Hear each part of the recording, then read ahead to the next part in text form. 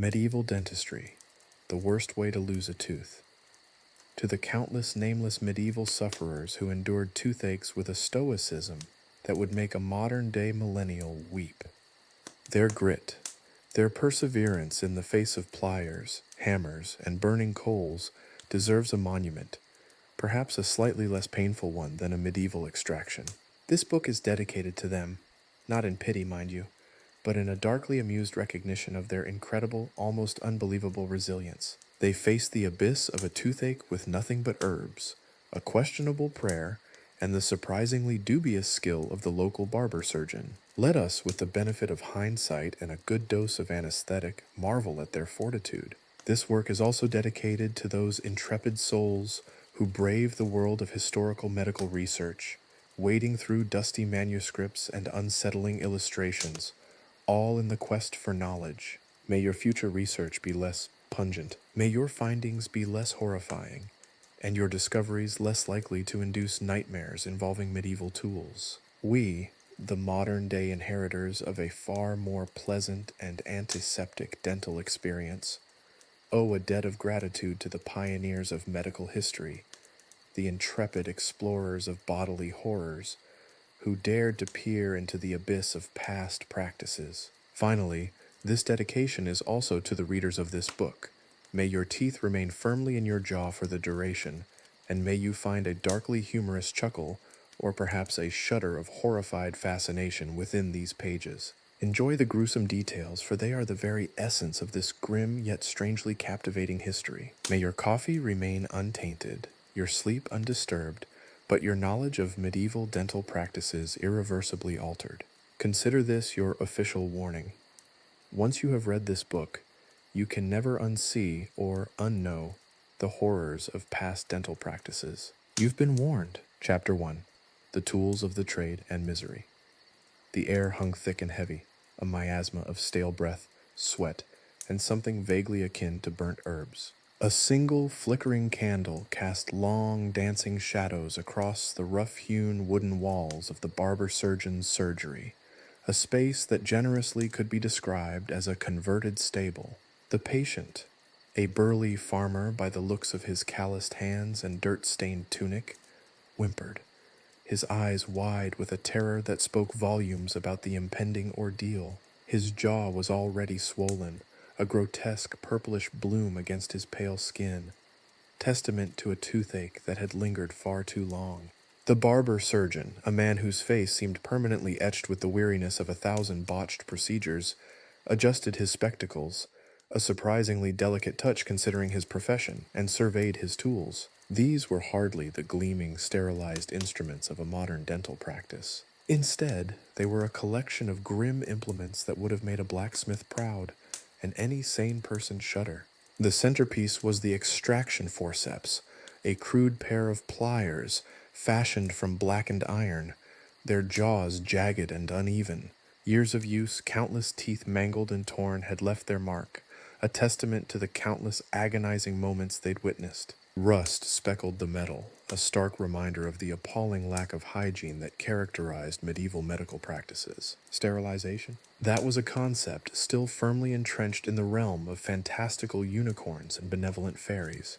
The barber-surgeon wiped the forceps on his apron, already stained with a disturbing array of colors, a gesture more akin to a perfunctory dusting than a genuine attempt at cleanliness. The apron itself spoke volumes, a tapestry of dried blood, bits of unrecognizable organic matter, and the faint lingering scent of what might have once been pleasant herbs but now reeked of decay. Beside the forceps lay the hammer, a hefty blacksmith's tool, its head worn smooth from countless blows delivered to unfortunate teeth and skulls.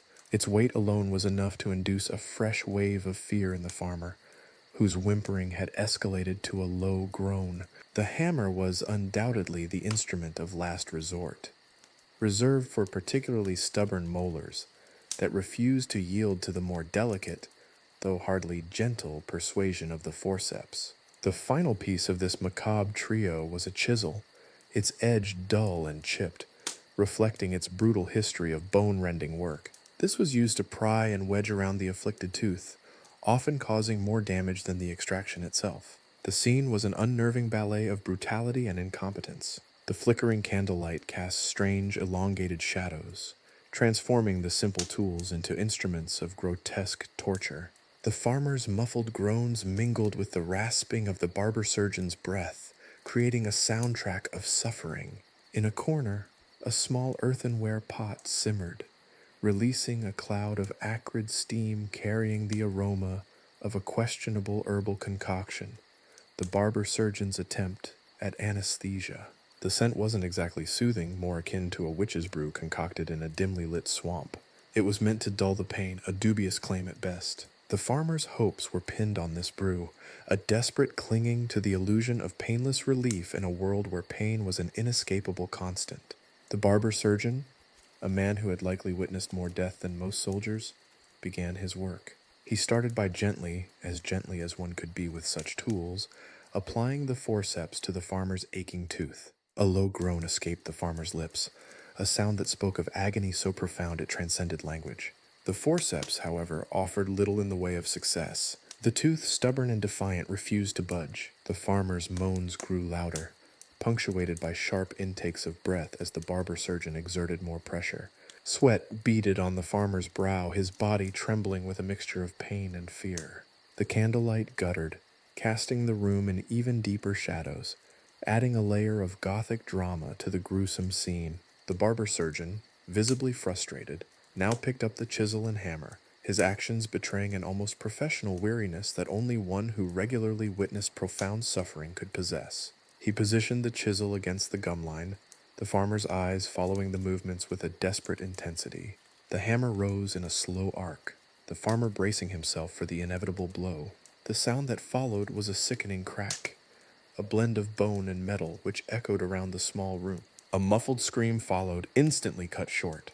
The tooth, freed from its socket, lay on the filthy floor. The moment of victory, however, was brief. A new wave of pain washed over the farmer as blood gushed from his mouth, filling the already unsanitary space with a crimson horror. The barber-surgeon had succeeded, or so he believed. He cleaned the forceps with a cursory swipe across his apron and prepared to start the next part of the treatment. The tools of the trade were laid aside, but the instruments of misery remained. The farmer's suffering, far from over, was just beginning. The infection, the pain, the possibility of further complications, these were all part of the bargain, a horrifying truth that cast a long shadow over the seemingly successful extraction. This was medieval dentistry, a practice where success was measured not in painlessness or precision, but in mere survival, and even survival was far from guaranteed. The post-extraction care was as rudimentary and unsettling as the extraction itself. A poultice of questionable herbs, possibly including crushed poppies for some semblance of pain relief, though perhaps also to induce a pleasant stupor, was applied to the gaping wound. No antiseptic washes, no sutures, just a desperate hope that the body's natural healing processes, severely hampered by the lack of basic hygiene and the presence of numerous bacteria, would suffice. The farmer was sent home, given some vague instructions to rinse his mouth with warm water, a suggestion that was hardly conducive to preventing infection in the unhygienic conditions of his rural home. His future days would be filled with the throbbing pain of an infected wound, the ever-present risk of sepsis, and the grim possibility of death, all a consequence of a simple toothache in an era where even the most basic medical understanding was sadly lacking. The tools of the trade had done their job, but the story of suffering was far from over. The legacy of pain and the legacy of lost teeth extended far beyond the confines of that poorly lit room. It was a legacy etched in blood, bone, and the crude tools of a brutal profession. The hammer, the chisel, and the forceps, relics of a forgotten age where the simplest procedure was a perilous gamble with life and limb. The farmer's case, sadly, was far from unique in that era. The farmer, his face a mask of sweat and agony, was hardly reassured by the sight of the next instrument the barber-surgeon produced.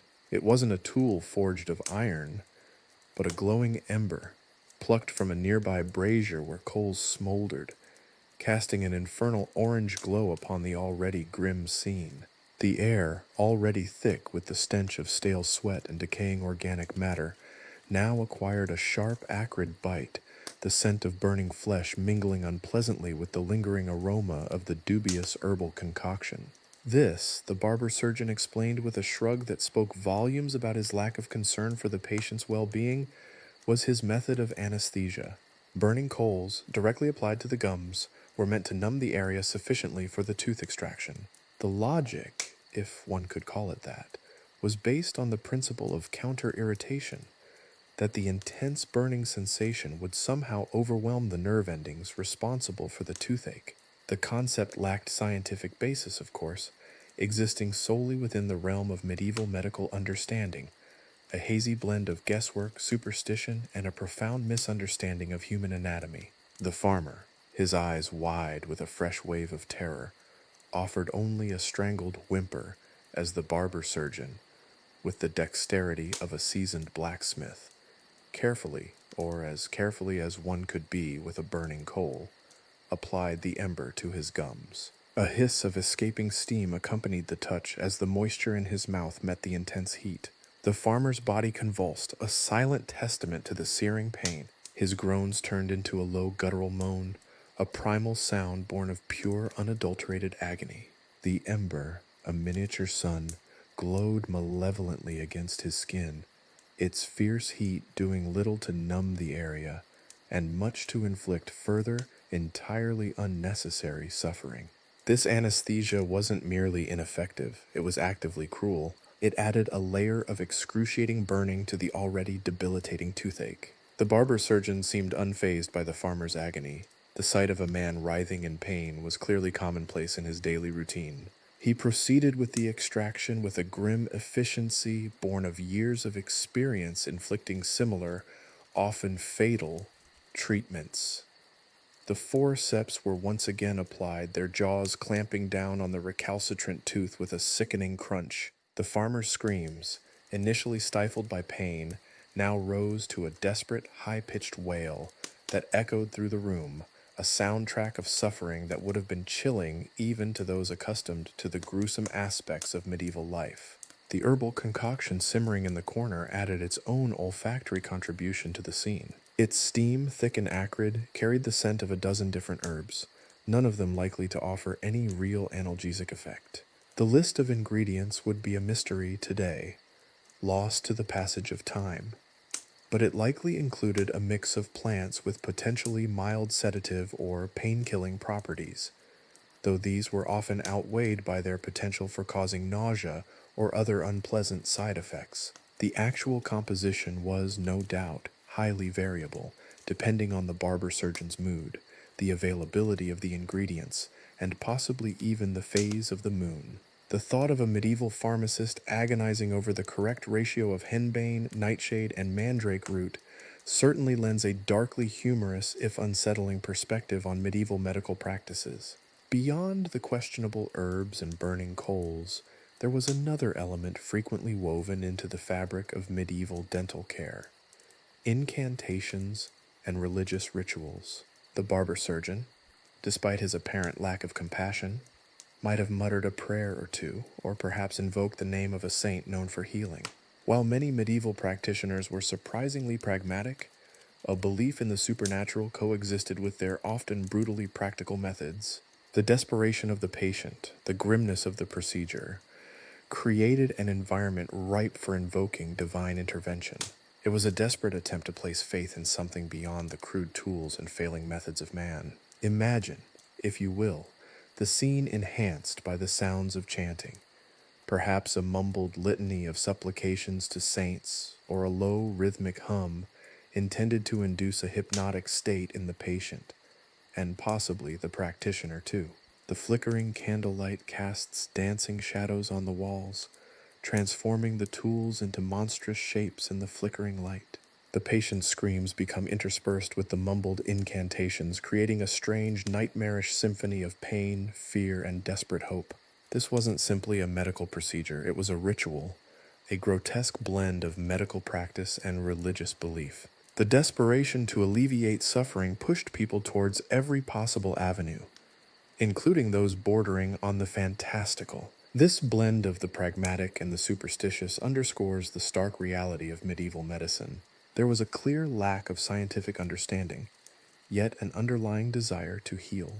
The burning coals, the dubious herbal concoctions, and the incantations were all desperate attempts to alleviate suffering in the absence of anything resembling modern medical knowledge. The methods, in hindsight, are almost comical in their ineffectiveness, their brutality, and their reliance on utterly unfounded belief. But in the context of the time, they represent the best, or perhaps the least worst, that medieval society could offer in the face of unrelenting pain. The stark contrast between the magical thinking and the brutal reality of the situation makes the entire scene almost unbearably poignant. The tooth, finally dislodged, brought little relief. The farmer's agony continued, exacerbated by the burning and the brutal extraction. The post-extraction care offered only a meager balm for the searing pain, a poultice of crushed herbs applied to the bleeding wound.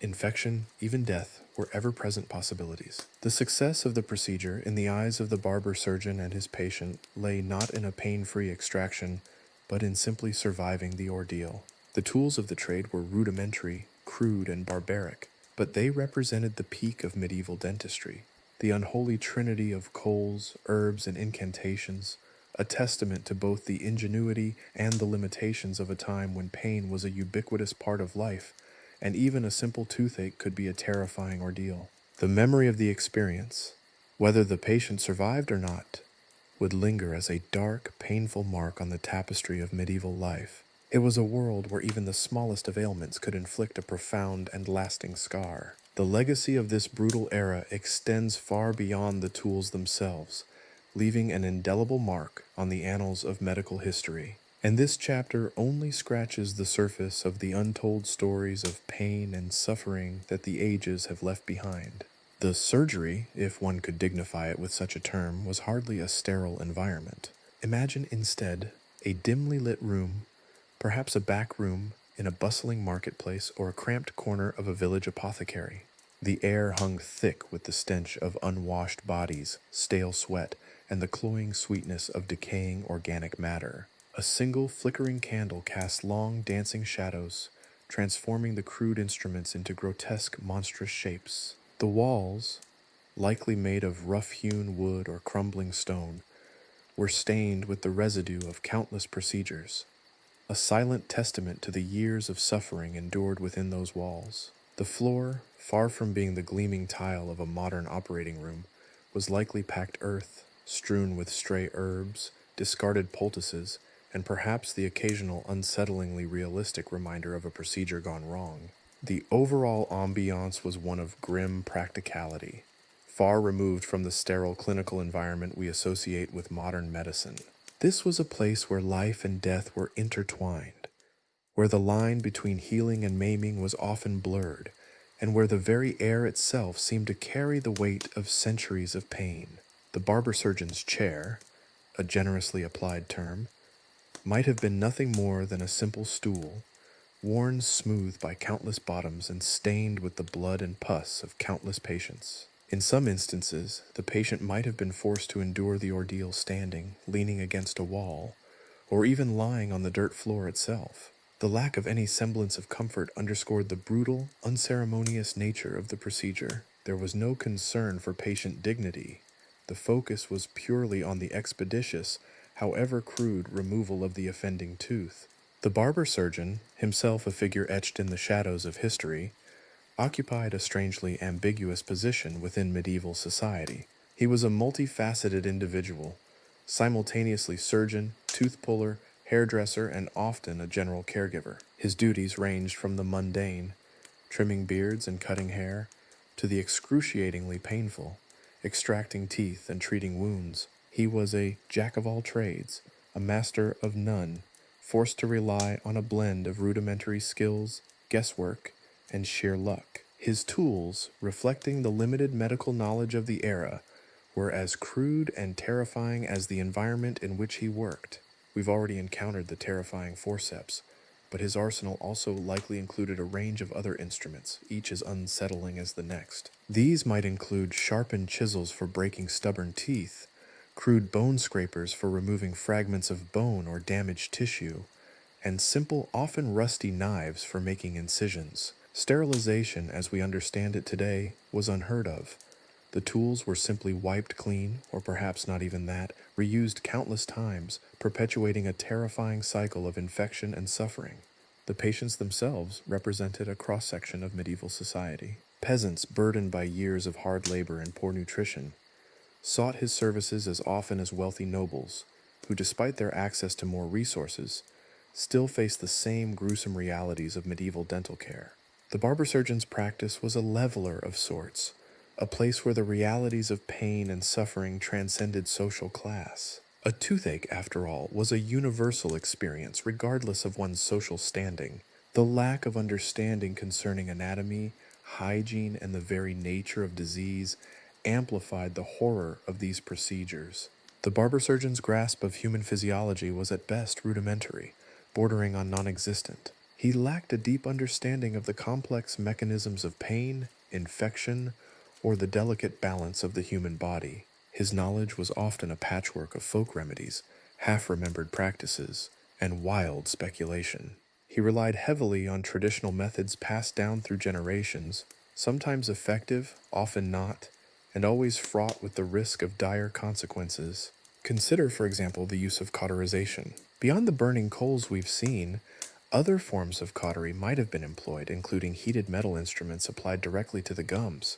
The sheer brutality of such methods is staggering, adding another layer of unnecessary suffering to the extraction process. This reflects the medieval mind's tendency to see fire as a powerful curative agent, a belief rooted in both ancient practices and a superstitious belief in its cleansing power. Yet amid the grimness and the brutality, a certain strange pragmatism existed.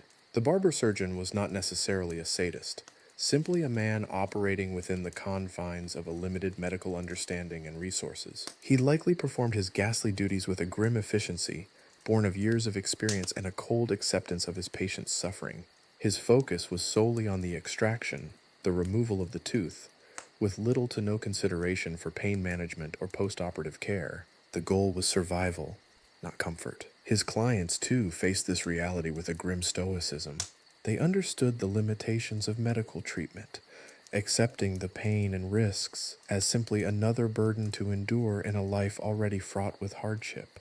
The very notion of pain relief was largely absent from their experience. The lack of anesthesia wasn't simply a matter of technological limitation, but a reflection of their broader understanding of pain and suffering as inescapable elements of human existence. Even the faintest hope of relief might have been placed in the supernatural, or at least what passed for supernatural in those days. The chanting of prayers, the murmuring of incantations, the use of charms and amulets, these were often integral parts of the extraction process, intertwined with the brutal realities of the procedure. The desperation for healing, the fear of pain, the uncertainty of survival, all of this fueled a desperate hope that something, anything, might intervene to lessen the suffering.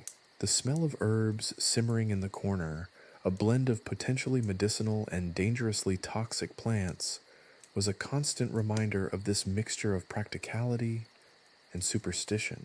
The ingredients were unknown and their ratio highly variable depending on the barber-surgeon's skill, available ingredients, and even the whims of the season. This blend reflected the era's strange mix of herbal remedies and rudimentary surgical skills, highlighting the precarious nature of medical practice. The darkness of the room, punctuated only by the flickering candlelight, amplified the drama, turning the scene into a grotesque tableau of medieval life and death. The shadows danced across the walls, adding to the atmosphere of dread and uncertainty.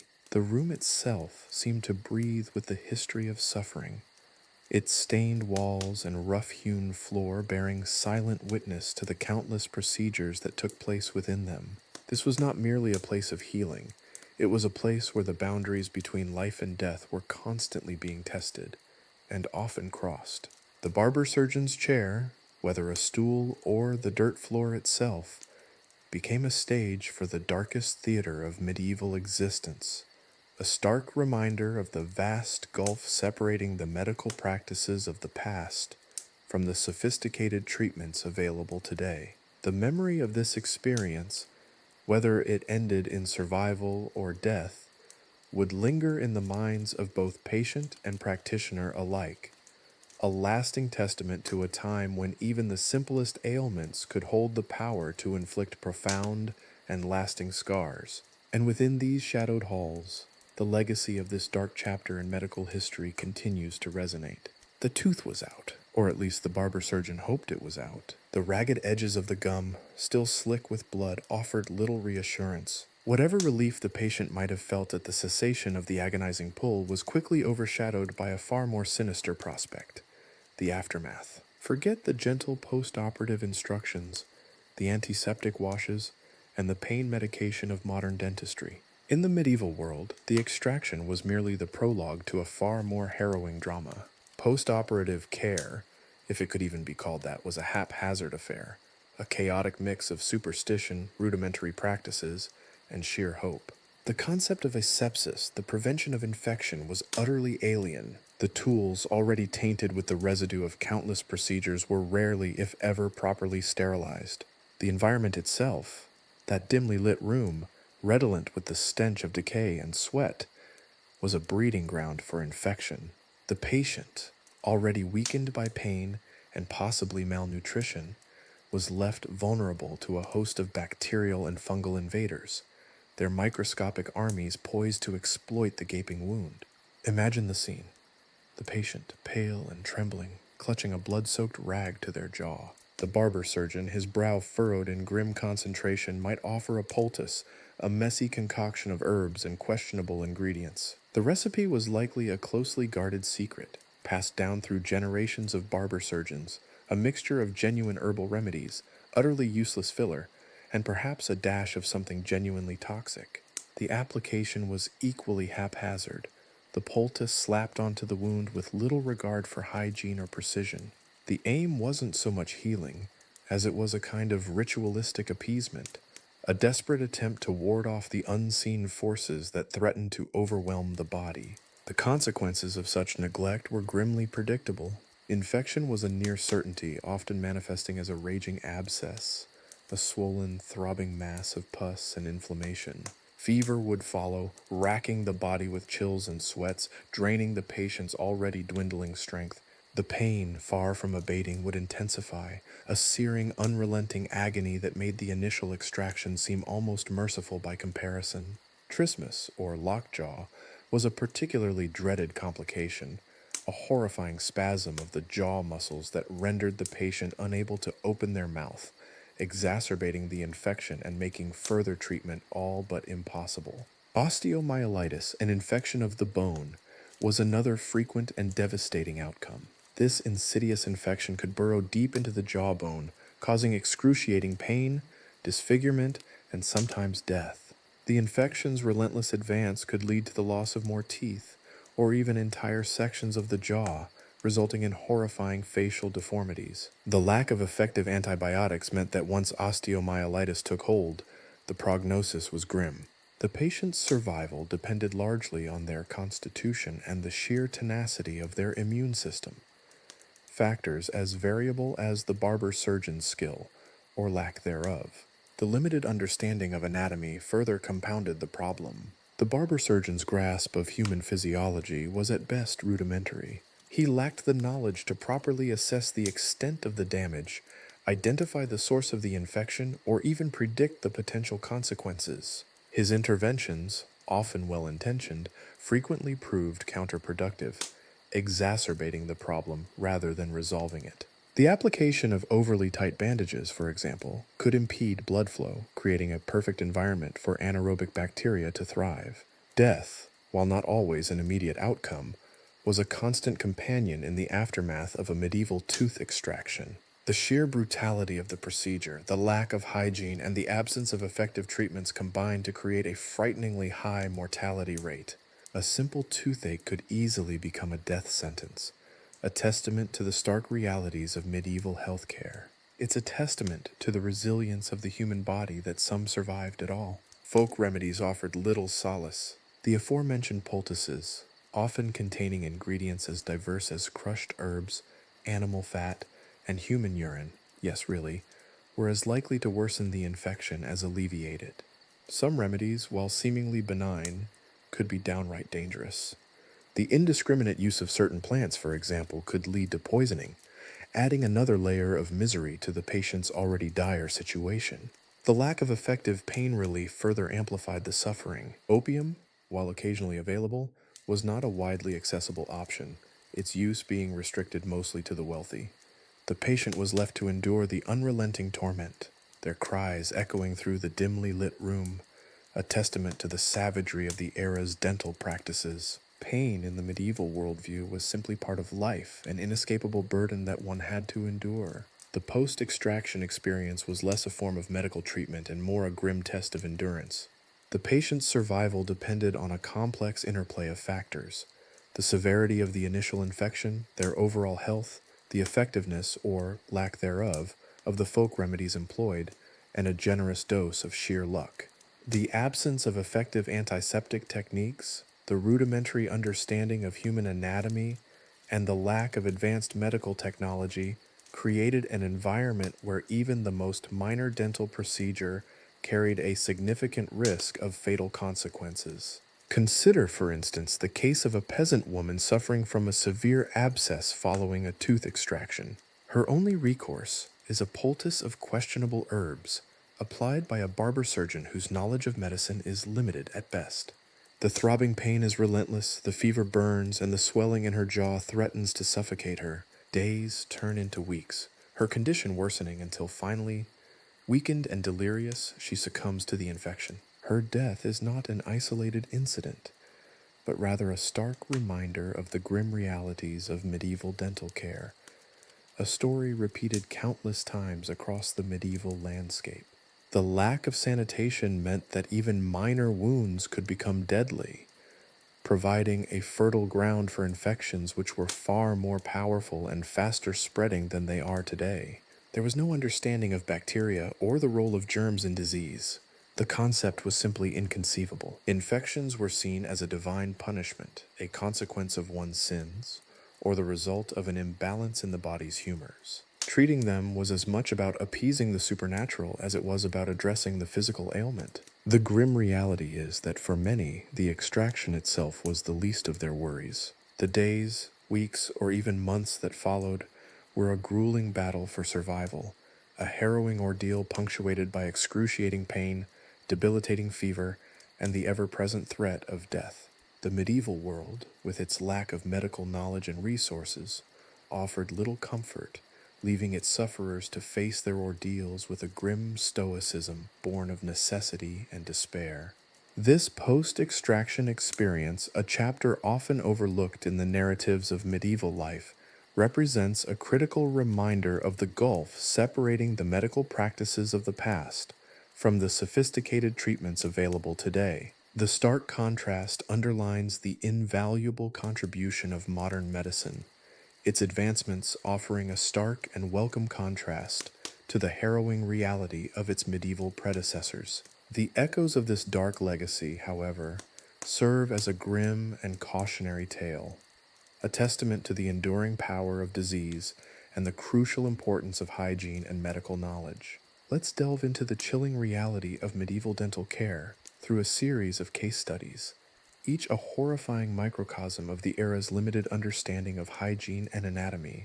These are not mere clinical accounts, but stories of suffering, resilience, and often a brutal, untimely end. Remember, these narratives, while fictionalized for dramatic effect, are rooted in the grim realities documented in historical records and archaeological findings. Our first case study introduces us to Thomas, a young blacksmith from a rural village in 14th century England.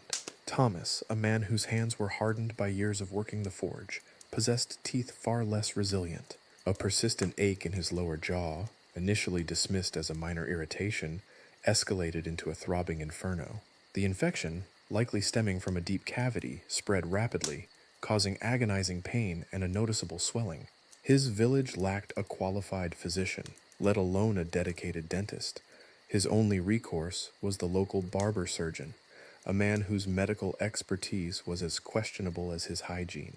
The extraction was performed in the dim light of Thomas's cottage, on a crude wooden table littered with the remnants of previous procedures. The barber-surgeon, whose tools were likely repurposed from his everyday barbering kit, employed a pair of rusty pliers, their jaws jagged and stained with an unidentified dark substance. The process was agonizing, the pliers tearing at Thomas's gum and bone, a cacophony of groans and strained breaths filling the cramped space. The lack of anesthesia meant that Thomas endured the excruciating pain in its entirety, his body arching involuntarily with each wrenching pull.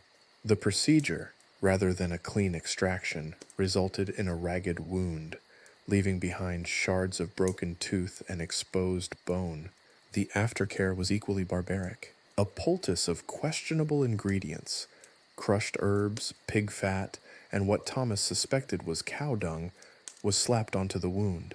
The barber-surgeon, demonstrating a concerning lack of concern for sterility, applied the poultice with his bare, unwashed hands. The following days were a blur of intense pain, high fever, and delirium. The infection, far from being abated, rapidly progressed. The wound festered, oozing pus and blood, emitting an unbearable odor. Thomas's jaw swelled to an alarming size, rendering him unable to eat or speak properly. He drifted in and out of consciousness, his cries for relief swallowed by the grim silence of his cottage. Within a week, he succumbed to septicemia, his death a testament to the horrific consequences of medieval dental practices. Our second case study takes us to 15th century France, to the story of Anneliese, a noblewoman whose life was marked by opulence and privilege. Yet even her elevated status offered no protection from the brutality of medieval dentistry. Anneliese suffered from an obsessed molar, a condition that caused her considerable distress. Unlike Thomas, Anneliese had access to a more skilled, relatively speaking, surgeon, one who at least possessed a slightly more sophisticated set of tools, though these were still far from sterile. The extraction itself was less brutal, thanks to perhaps a slightly more refined technique, but still undoubtedly painful. However, Anneliese's experience took a different, equally gruesome turn. The surgeon's attempt at extraction resulted in a fractured jawbone. The wound became infected, leading to a protracted and painful case of osteomyelitis. The infection gnawed at her jaw, causing excruciating pain, and ultimately resulted in significant disfigurement. While Anneliese's wealth provided access to a degree of care that Thomas could only dream of, including slightly more refined poultices and access to opium for pain relief, it could not prevent the devastating consequences of the infection. She survived, but her jaw was permanently deformed, a chilling reminder of the era's primitive surgical practices. The facial disfigurement resulted in significant social isolation, her once privileged life irrevocably altered. Her tale serves as a reminder that even among the wealthy, the risk of death or severe disfigurement from dental issues was very real. Our third case is that of a young boy, perhaps 10 years of age, known only as Elias. He lived in a small town in 13th century Germany. Elias suffered from a condition known as dental caries, a common ailment in medieval times, which resulted from poor diet and hygiene. His teeth decayed rapidly, leading to intense pain and swelling. The lack of awareness of oral hygiene in that era and his family's poverty meant his only option was a crude treatment attempted by a traveling quack, a charlatan whose knowledge of medicine was minimal at best. The charlatan's approach was as peculiar as it was ineffective. He attempted to cure Elias's toothache by applying a mixture of crushed stones, herbs, and what he claimed was a potion blessed by a local hermit. This cure did nothing to alleviate the pain or address the underlying infection. Instead, it irritated the gums further, leading to a worsening of his condition. The infection spread rapidly, leading to the swelling of his face, high fever, and unbearable pain. Elias, weak from pain and malnutrition, perished in agony within a week. His case epitomizes the dangers of relying on unqualified practitioners and the lack of basic understanding of infections and hygiene in medieval times. These examples, while fictionalized, highlight the terrifying reality of medieval dental care. Simple toothaches, which today are readily treated with minimal discomfort, could become fatal ordeals in the medieval era, a testament to the harsh conditions of the time and the rudimentary level of medical knowledge. The absence of anesthesia, asepsis, and effective antibiotics created an environment where even a simple tooth extraction could easily turn into a life-threatening event. The suffering endured by individuals like Thomas, Anneliese, and Elias serves as a stark reminder of the immense progress made in dentistry and healthcare since the medieval period.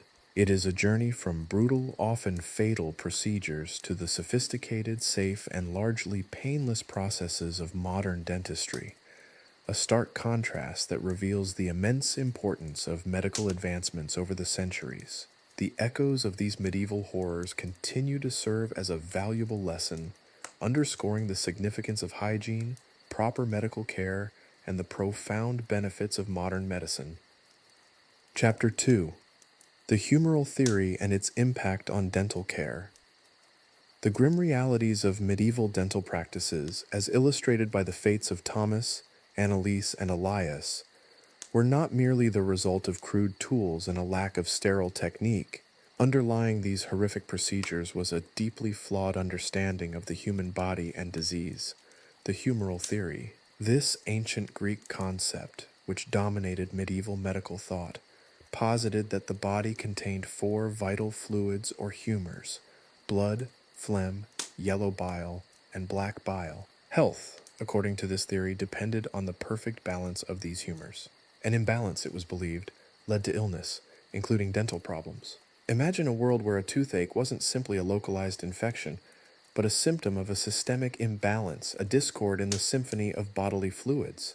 This perspective fundamentally altered the approach to dental care. Forget about addressing the immediate problem, the decayed tooth itself. The focus shifted to restoring the balance of the humors, regardless of the actual cause of the ailment. This led to a bewildering array of treatments, some bordering on the absurd, others downright dangerous. One of the most common methods of restoring humoral balance was bloodletting. If a patient suffered from a toothache believed to be caused by an excess of blood, the solution, according to humoral theory, was to remove the excess blood, often from a completely unrelated part of the body. Leeches were frequently employed, their slimy bodies attached to the patient's arm or leg, slowly draining away their blood in the misguided hope of rectifying the supposed imbalance causing the dental pain. The logic, if you could call it that, was that by reducing the overall amount of blood, the supposed excess contributing to the toothache would be diminished. The effectiveness, or rather the utter lack thereof, of this treatment should be self-evident.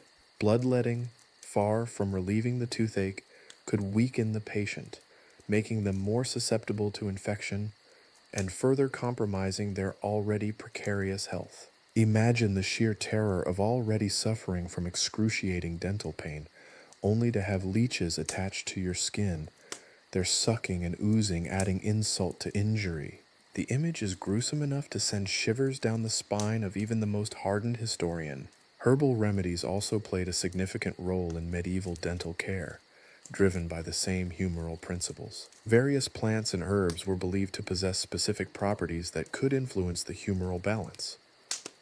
A toothache attributed to an excess of yellow bile, for instance, might be treated with a concoction of cooling herbs, while a condition linked to an excess of phlegm might necessitate remedies that warmed and dried the body. Recipes for these concoctions were often passed down through generations, a mix of traditional knowledge, superstition, and pure guesswork. Many of these remedies were undoubtedly ineffective, and some were potentially toxic. The thought of ingesting an ill-defined herbal mixture based on a misconception of physiology as treatment for excruciating pain highlights the profound contrast with the refined methods of modern healthcare. Beyond bloodletting and herbal remedies, other treatments reflected the medieval understanding of humoral imbalances. The application of hot or cold compresses, for example, was believed to influence the balance of humors based on their perceived effect on the body's temperature. A hot compress might be used to counter an excess of phlegm, while a cold compress might address an excess of blood. Such treatments provided only temporary relief, if any at all, leaving the underlying problem, the infected tooth, largely untreated. The use of charms and amulets to treat dental problems also points to the prevailing belief in supernatural forces. These objects, often made of precious metals or inscribed with religious symbols, were worn or placed near the affected area to supposedly ward off evil spirits or influence the humoral balance. Such superstitious practices reflected not only a lack of scientific understanding, but also a deep-seated belief in the supernatural, in a spiritual dimension that intertwined with the physical. The medieval reliance on the humoral theory for dental care underscores the limitations of medical knowledge in that era. Without the tools of modern science, the understanding of germ theory, anatomy, and effective pain relief, medieval practitioners were left to grapple with dental issues based on a fundamentally flawed understanding of the human body and the causes of disease. The absence of effective pain management further compounded the ordeal, leading to excruciating suffering for the patient and a limited success rate for the practitioner. Their efforts, though guided by the best, or rather worst, medical knowledge available at the time, often resulted in little more than temporary relief, with the possibility of causing further damage or even death. The contrast between these medieval approaches and modern dental practices is striking. Today, we understand that tooth decay is caused by bacteria, not an imbalance of bodily fluids. Modern dental procedures are guided by scientific principles, employing sterile techniques and effective pain relief to address the problem directly. The availability of antibiotics, advanced imaging techniques, and sophisticated surgical tools have transformed dentistry from a life-threatening ordeal into a relatively safe and painless experience. But while we might recoil at the barbaric practices of medieval dentistry, it's crucial to remember that these individuals weren't intentionally cruel. They were working within the framework of the knowledge available to them. Their beliefs, however flawed from our perspective, reflected the best understanding of health and disease in their time. Their misguided attempts at treatment highlight the devastating impact of a lack of scientific understanding and the importance of continual medical advancement. The macabre history of medieval dental practices serves as a stark reminder of how far we've come and how important it is to value the advancements in modern healthcare. The very real suffering and often death these treatments caused should serve as a cautionary tale, not of individuals' failures, but of the dangerous consequences of pseudoscience and the enduring need for rigorous medical investigation. We stand on the shoulders of giants indeed, but some of those giants were decidedly clumsy and prone to wielding exceedingly rusty tools. The humoral theory, with its focus on balancing bodily fluids, provided a framework for understanding, or rather misunderstanding, illness. But the actual physical toll of medieval life, particularly dietary habits, played a far more significant and arguably more gruesome role in determining the state of one's teeth. To truly understand the dental horrors of the era, we must delve into the plates, bowls, and, let's be honest, often unwashed hands that brought sustenance to the medieval table. Imagine, if you will, a world where the concept of regular brushing was as foreign as a Martian landing. The average medieval diet, even for the relatively well-off, lacked the variety and nutritional balance we take for granted. Bread, often made from coarse grains and heavily reliant on the humble pea, formed the cornerstone of most meals. This wasn't the fluffy white bread we enjoy today. Rather, it was dense, sometimes tough, and frequently riddled with grit and various unidentifiable bits. Think of it as a medieval version of a whole wheat sourdough, but without the careful leavening or consistent milling, more like a dense, gritty, unpredictable mouthful. This bread, while providing essential carbohydrates, offered little in the way of dental protection, and the abrasive nature of the grains contributed to the erosion of tooth enamel. Think of it as nature's own sandpaper, slowly but surely wearing down their teeth over years of consumption. Meat, when available, was often tough, requiring considerable chewing, further stressing the teeth. Game, like rabbit or deer, was common, especially for the rural populace, and their tough, sinewy fibers added to the wear and tear on the delicate enamel. For those in urban centers or among the wealthier classes, the occasional roasted fowl, or even a sliver of beef, might grace the table. But meat was a luxury, not a staple. The absence of proper refrigeration also meant that meat preservation was a precarious art, often involving salting or smoking processes that could further harm the teeth. Fruits and vegetables, while present in the diet, were often seasonal and limited in variety. The lack of refrigeration meant preserving food was crucial, and methods like pickling and drying were common, though such processes did little to enhance dental hygiene. Imagine the crunch of a dried apple or a pickled turnip against already compromised teeth, each bite a small act of self-flagellation. The sweetness found in fruits was likely a welcome respite from the monotony of the diet, but the lack of understanding about sugar's role in tooth decay meant that such treats were consumed without any consideration for their long-term impact. And then there's the matter of sugar. While not as ubiquitous as in modern times, sugar was a valued commodity, a luxury enjoyed by the wealthy. Honey, though far less refined than today's sugar, was a common sweetener used in drinks and desserts. The impact of the sugar consumption on dental health was largely unacknowledged, contributing to increased cavities and eventual tooth loss. We often overlook the fact that the prevalence of cavities and gum disease dramatically increased following the increased availability of sugar in the modern era. While less abundant, sugar's presence in the medieval diet served as a precursor to the widespread dental problems that plagued later centuries. The disparity in dental health between the different social classes in the medieval period is fascinating. The wealthy, with access to a more varied diet, often containing finer cuts of meat and more refined grains, might have experienced slightly less wear and tear on their teeth. However, their increased consumption of honey and the occasional imported spices likely contributed to a higher incidence of cavities. The rural poor, whose diet consisted largely of coarse grains, tough vegetables, and infrequent meat, experienced a different set of dental problems. Excessive wear and tear from chewing hard food led to chipped and broken teeth, while poor hygiene further exacerbated the issues. However, the nutritional deficiencies that affected the poor are not to be underestimated. Lack of vital vitamins and minerals, in addition to a monotonous diet lacking in crucial nutrients, weakened their teeth and gums, making them more vulnerable to infection and decay. Scurvy, a disease resulting from vitamin C deficiency, was prevalent, further contributing to gum disease and tooth loss. The images we have of medieval skeletons reveal a grim tale. Teeth often show significant wear, erosion, and abscesses. The stark contrast between the state of the teeth and skeletal remains of different socioeconomic classes provides a chilling window into the inequalities of the era, underscoring the profound impact of diet and access to care on dental health. The differences weren't just cosmetic.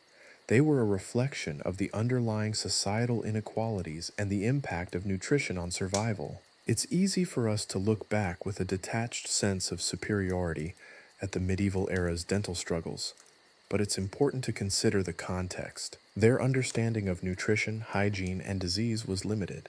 The lack of knowledge about bacteria and its role in tooth decay meant that preventative measures were virtually non-existent. Their methods, however misguided and often brutal, were born from the best available understanding of their time.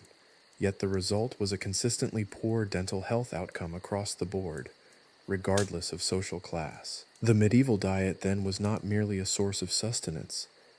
It was a crucial factor contributing to the prevalent dental problems of the time. The combination of abrasive foods, limited dietary variety, and the lack of understanding of oral hygiene created a perfect storm of dental decay and disease. This, combined with the inadequate and often horrific treatments provided by medieval practitioners, paints a picture of dental health so grim it's almost comical, if not for the very real suffering it inflicted upon the unfortunate medieval populace. The teeth themselves became silent witnesses to the struggles of daily life, each chipped edge and decayed molar a testament to the harsh realities of the medieval world. Their story, etched into the very bone, reminds us of the importance of understanding the relationship between diet, hygiene, and dental health, a lesson that, sadly, many of us still have to learn. The differences in dental health between classes are a stark reminder that even in the most rudimentary understanding of disease, access to better resources still had a profound effect on overall health and well-being. The macabre dance between diet, decay, and the limitations of medieval medicine continues to resonate with us even today, serving as a morbid but ultimately instructive lesson in the history of health and the importance of preventative measures. The stark reality of medieval dental health, as grim as it was, was further complicated by the deeply ingrained religious beliefs of the era. While the humoral theory offered a misguided framework for understanding physical ailments, faith and spirituality played a significant and often bizarre role in addressing the pain and suffering caused by dental problems. For the medieval individual, a throbbing toothache wasn't simply a medical issue. It was a potential sign of divine displeasure, a punishment for sins, or perhaps even a visitation from malevolent spirits. This intertwining of the physical and the spiritual manifested in a variety of ways. Prayers and incantations formed the cornerstone of many treatments, offering solace and a sense of hope, where medical intervention often proved inadequate or non-existent. Saint Apollonia, a virgin martyr whose legend recounts her suffering and eventual martyrdom, became the patron saint of dentistry and those suffering from toothaches. Her intercession was invoked through prayers and rituals, with devotees often carrying relics or images of the saint as a form of protection and a plea for relief. Numerous manuscripts from the period detail prayers specifically dedicated to Saint Apollonia, reflecting the deep-seated faith in her power to alleviate dental pain. These prayers often included detailed descriptions of the suffering, fervent pleas for healing, and promises of devotion in return for relief. The power of prayer, however, wasn't solely relegated to the invocation of saints. Medieval society was saturated with superstitions and beliefs surrounding the healing power of charms, amulets, and rituals. Toothaches were often attributed to curses or the influence of malevolent entities, requiring specific rituals to counteract their harmful effects. These rituals could range from the relatively simple, such as reciting specific prayers or carrying a blessed object, to elaborate ceremonies involving herbal remedies, the recitation of incantations, and even the involvement of local healers or religious figures. The effectiveness of these religious practices was, of course, entirely dependent on faith. While the prayers and rituals offered psychological comfort and a sense of hope, they did little to address the underlying physical cause of the toothache. In the absence of effective medical interventions, however, the power of suggestion and the placebo effect likely played a crucial role in providing temporary relief from pain. The belief in divine intervention, coupled with the placebo effect, might have provided a sense of comfort and even temporary pain reduction, particularly in cases where the pain was mild or short-lived. Consider, for example, the elaborate rituals surrounding the extraction of a troublesome tooth. The procedure itself was already a terrifying prospect, but the lack of anesthetic and the crude tools employed only compounded the horror. In such circumstances, the involvement of a religious figure, be it a priest or a healer, might have served to reduce anxiety and provide a sense of spiritual support. Prayers recited during the procedure, coupled with the application of herbal remedies believed to possess healing properties, would have reinforced the faith-based approach to healing. The incorporation of religious elements into dental care isn't solely limited to the rituals surrounding pain relief. Even the concept of oral hygiene, however rudimentary, was sometimes intertwined with religious practices. Fasting, a common religious practice during Lent and other holy periods, could inadvertently contribute to better oral hygiene, as the reduced intake of food and sugar might have led to a temporary decrease in dental problems. This unintended consequence, however, was certainly not the primary reason for fasting, which stemmed from deep-seated religious beliefs and traditions.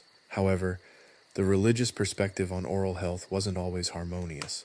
The Church's emphasis on penance and atonement occasionally manifested in unusual ways. Some penitential practices, while not directly related to dentistry, could indirectly affect oral health. The practice of self-flagellation, for instance, though not directly related to oral health, could have led to injuries that could, in turn, affect the mouth and teeth. Similarly, strict fasting could have led to nutritional deficiencies that weakened teeth and gums, rendering them more vulnerable to infection.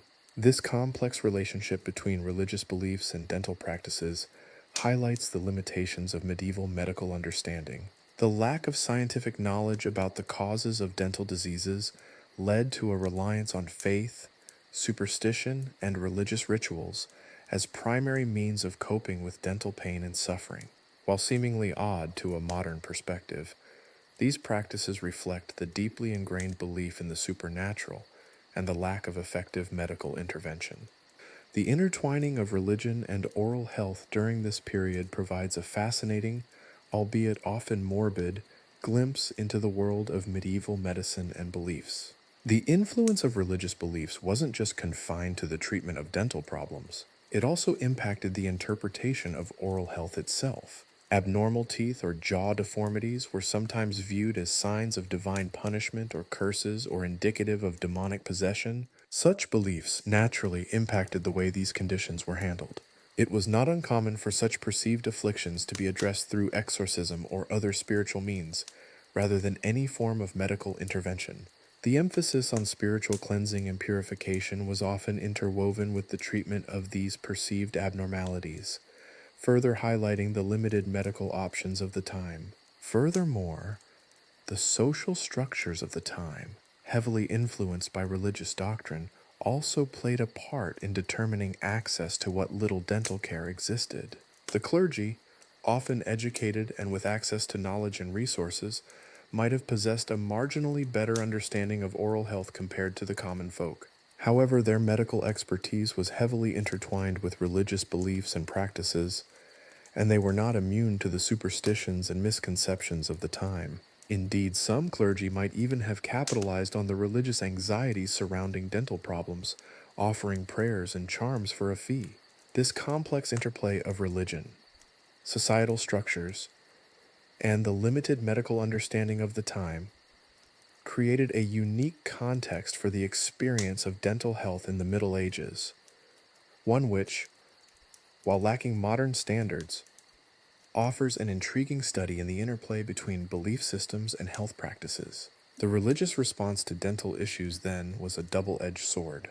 On one hand, it provided spiritual comfort and a sense of hope in the face of excruciating pain and limited medical options. St. Apollonia's intercession offered solace, and prayers and rituals provided a sense of control in a situation where very little control was possible. On the other hand, the intertwining of religious beliefs and medical practices led to a reliance on ineffective and even harmful treatments, and further delayed or prevented the development of a more scientific approach to dental care. The superstitions and misinterpretations fueled by religious beliefs only served to complicate an already grim situation. Analyzing these religious responses provides a vital key to understanding not only the dental health practices of the time, but also the very essence of medieval worldview and beliefs. Their beliefs and practices represent a fascinating, if sometimes grotesque, contrast to our modern understanding of health and medicine. The persistence of folk beliefs and religious practices in the face of suffering underscores the pervasive role of faith and superstition in shaping the experience of disease in medieval society. And, perhaps most importantly, they provide a stark and somewhat amusing counterpoint to the advanced dental care we enjoy today.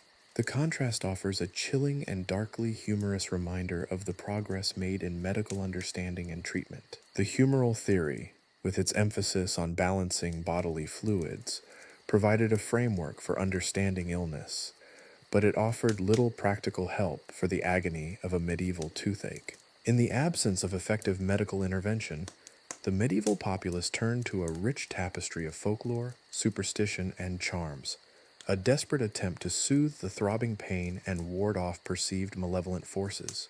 These beliefs weren't merely quaint folk traditions, they represented a significant coping mechanism in a world where a simple toothache could quickly escalate into a life-threatening infection. One of the most prevalent methods involved the use of herbal remedies. The medieval herb garden wasn't just a source of culinary delights, it was a pharmacy brimming with potential cures, or at least remedies that offered hope. Many plants were believed to possess magical or medicinal properties, particularly for soothing pain. Walnuts, for instance, were crushed and applied to aching gums, their astringent properties perhaps offering some temporary relief. Poppy seeds, known for their sedative qualities, were incorporated into poultices, aiming to numb the pain, though the effectiveness would have been limited at best. Other concoctions involved a bizarre array of ingredients: crushed herbs, ground minerals, even the ash of burnt bones, a testament to the desperate measures taken in the face of agonizing pain. The efficacy of these concoctions is, of course, debatable, though the placebo effect undoubtedly played a significant role in providing some psychological comfort. Beyond herbal remedies, the medieval world was awash with superstitious practices designed to alleviate dental pain. The belief in sympathetic magic, the idea that effects was widespread. For instance, some believed that rubbing a particular stone against the affected tooth would somehow draw out the pain. Other methods involved whispering incantations, reciting prayers, or performing elaborate rituals. The power of suggestion, coupled with the faith in these practices, could have provided a temporary reprieve from the pain, a psychological balm in the absence of anything else. These practices weren't simply irrational. They reflected a deep-seated belief in the power of the unseen world to influence physical well-being. The role of amulets and charms is particularly fascinating. Small objects, often imbued with religious significance or believed to possess magical properties, were worn as talismans to protect against toothaches or other ailments. These ranged from simple pendants bearing religious symbols to more elaborate charms crafted from various materials, like bone, metal, or even teeth from animals believed to possess protective qualities. These charms were more than mere adornments.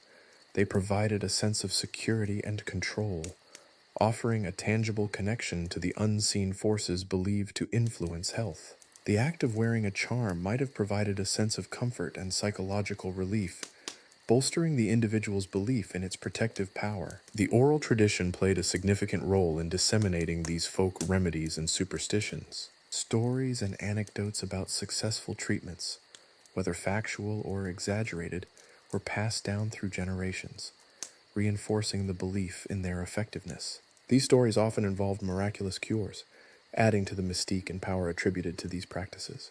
The narratives, shared within families and communities, helped maintain a shared cultural understanding of dental ailments and their cures, creating a strong sense of communal experience in the face of a common affliction. However, the reliance on folklore wasn't without its darker side. Some practices were downright dangerous. For instance, applying caustic substances to a tooth in a desperate attempt to cauterize an abscess could have resulted in severe tissue damage and infection. The lack of understanding about infection and asepsis meant that even seemingly harmless remedies could have devastating consequences. The desperation to alleviate pain often outweighed any rational consideration of potential harm. The line between remedy and hazard was frequently blurred, highlighting the precariousness of medieval dental care. The use of charms and amulets also had a sinister undercurrent. Some practitioners, exploiting the anxieties surrounding dental pain, created elaborate and expensive charms, preying on the desperation of those in pain. The trade in these charms highlights the economic and social aspects of medieval belief systems, where faith and superstition could intersect with exploitation. The cost of these remedies could be substantial, further burdening those already struggling with pain and lack of resources. Furthermore, the attribution of toothaches to supernatural causes often led to unorthodox treatments. If a toothache was believed to be caused by a curse or the work of malevolent spirits, the response might involve exorcism, rituals of purification, or even appeals to local healers or sorcerers who purported to possess the ability to dispel evil influences. These practices, while potentially ineffective from a medical standpoint, reflect the worldview of the era, where the boundaries between the physical and spiritual realms were less clearly defined than they are in modern understanding. The efficacy was largely determined by the patient's faith in the practitioner and the effectiveness of the placebo effect. It is crucial to understand that these folk remedies and superstitions were not simply the products of ignorance or irrationality. They represented a sophisticated, albeit flawed, system of knowledge based on lived experience, observation, and communal understanding. In the absence of scientific understanding of the causes of dental disease, these practices offered a framework for comprehending and managing pain, a way to navigate a world riddled with uncertainty. The desperation and resilience of those struggling with dental problems in the Middle Ages are evident in the vast array of techniques they employed. Even though some of these practices were objectively ineffective or even harmful, their prevalence provides a significant insight into the cultural context of medieval healthcare. It highlights the interplay between belief, pain, and the desperate search for relief in an era without the benefits of modern dentistry. The combination of folk remedies, superstition, and the underlying religious beliefs paints a stark and sometimes darkly humorous picture of medieval dental care. Their struggles serve as a poignant reminder of how far we have progressed. The humoral theory, while providing a framework for understanding illness, offered little practical solace for the throbbing agony of a medieval toothache. This lack of effective medical intervention propelled individuals towards a fascinating and often bizarre array of herbal remedies and concoctions, a testament to both ingenuity and desperation. These weren't simply quaint folk remedies. They were lifelines in a world where a seemingly minor dental issue could rapidly spiral into a life-threatening infection. Imagine a typical medieval home, perhaps a humble cottage or a slightly more spacious dwelling in a bustling town. The air is thick with the smell of wood smoke and simmering herbs.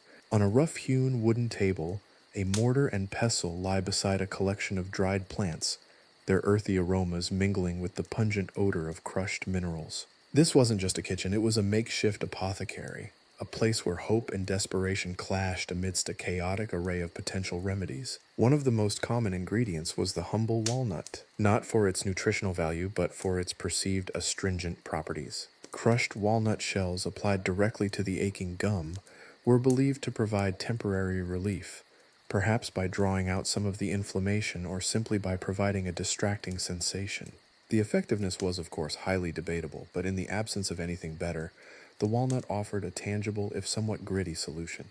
The very act of applying it might have provided a placebo effect, a psychological comfort that lessened the perceived intensity of the pain. Poppy seeds, on the other hand, offered a different approach. Their sedative qualities were well known, even if the mechanism wasn't understood. Ground into a paste and mixed with other ingredients, they were applied as poultices, aiming to numb the pain. While the analgesic effect would have been mild at best, the promise of even temporary oblivion from the throbbing agony would have been a significant enticement. One can almost picture the medieval sufferer, eyes half closed, the poppy poultice a cool, soothing balm against the fiery torment of their tooth. But the medieval apothecary wasn't limited to the relatively benign. Some concoctions involved ingredients that would make even a seasoned medical historian shudder. Consider, for instance, the use of burnt bone ash. The rationale behind this gruesome ingredient remains shrouded in mystery, but its inclusion suggests a desperate willingness to try anything, no matter how bizarre or unpleasant. Perhaps the ash was believed to possess absorbent qualities, drawing out infection. Or perhaps it was simply another desperate attempt to appease the unseen forces believed to be causing the pain. Whatever the reason, the image of applying pulverized bone to a festering tooth speaks volumes about the harsh realities of medieval dental care. Beyond the herbal remedies, a vast array of mineral compounds found their way into medieval dental concoctions. Crushed rocks, ground minerals, and various metallic salts were all believed to possess medicinal properties. The rationale behind their use often stemmed from the humoral theory, with the aim of restoring the balance of bodily fluids. These concoctions were often prepared by local healers, apothecaries, or even knowledgeable individuals within the community, and the ingredients were often gathered from local sources. The preparation involved grinding and mixing various substances, often requiring considerable patience and skill. The finished product could range from pastes and poultices to strange-smelling liquids, often bearing little resemblance to anything we would recognize as medicine today. The process of administering these remedies was as varied as the remedies themselves. Some were applied topically, others ingested. The application itself may have involved a mix of faith and practical technique. Some remedies, for instance, might be applied with a piece of cloth or a feather, while others may require the use of simple tools like spatulas or spoons. The act of application, regardless of the remedy's efficacy, may have itself offered a small measure of psychological comfort. Then there's the matter of the magical remedies. These weren't just concoctions. They were imbued with superstition and ritual.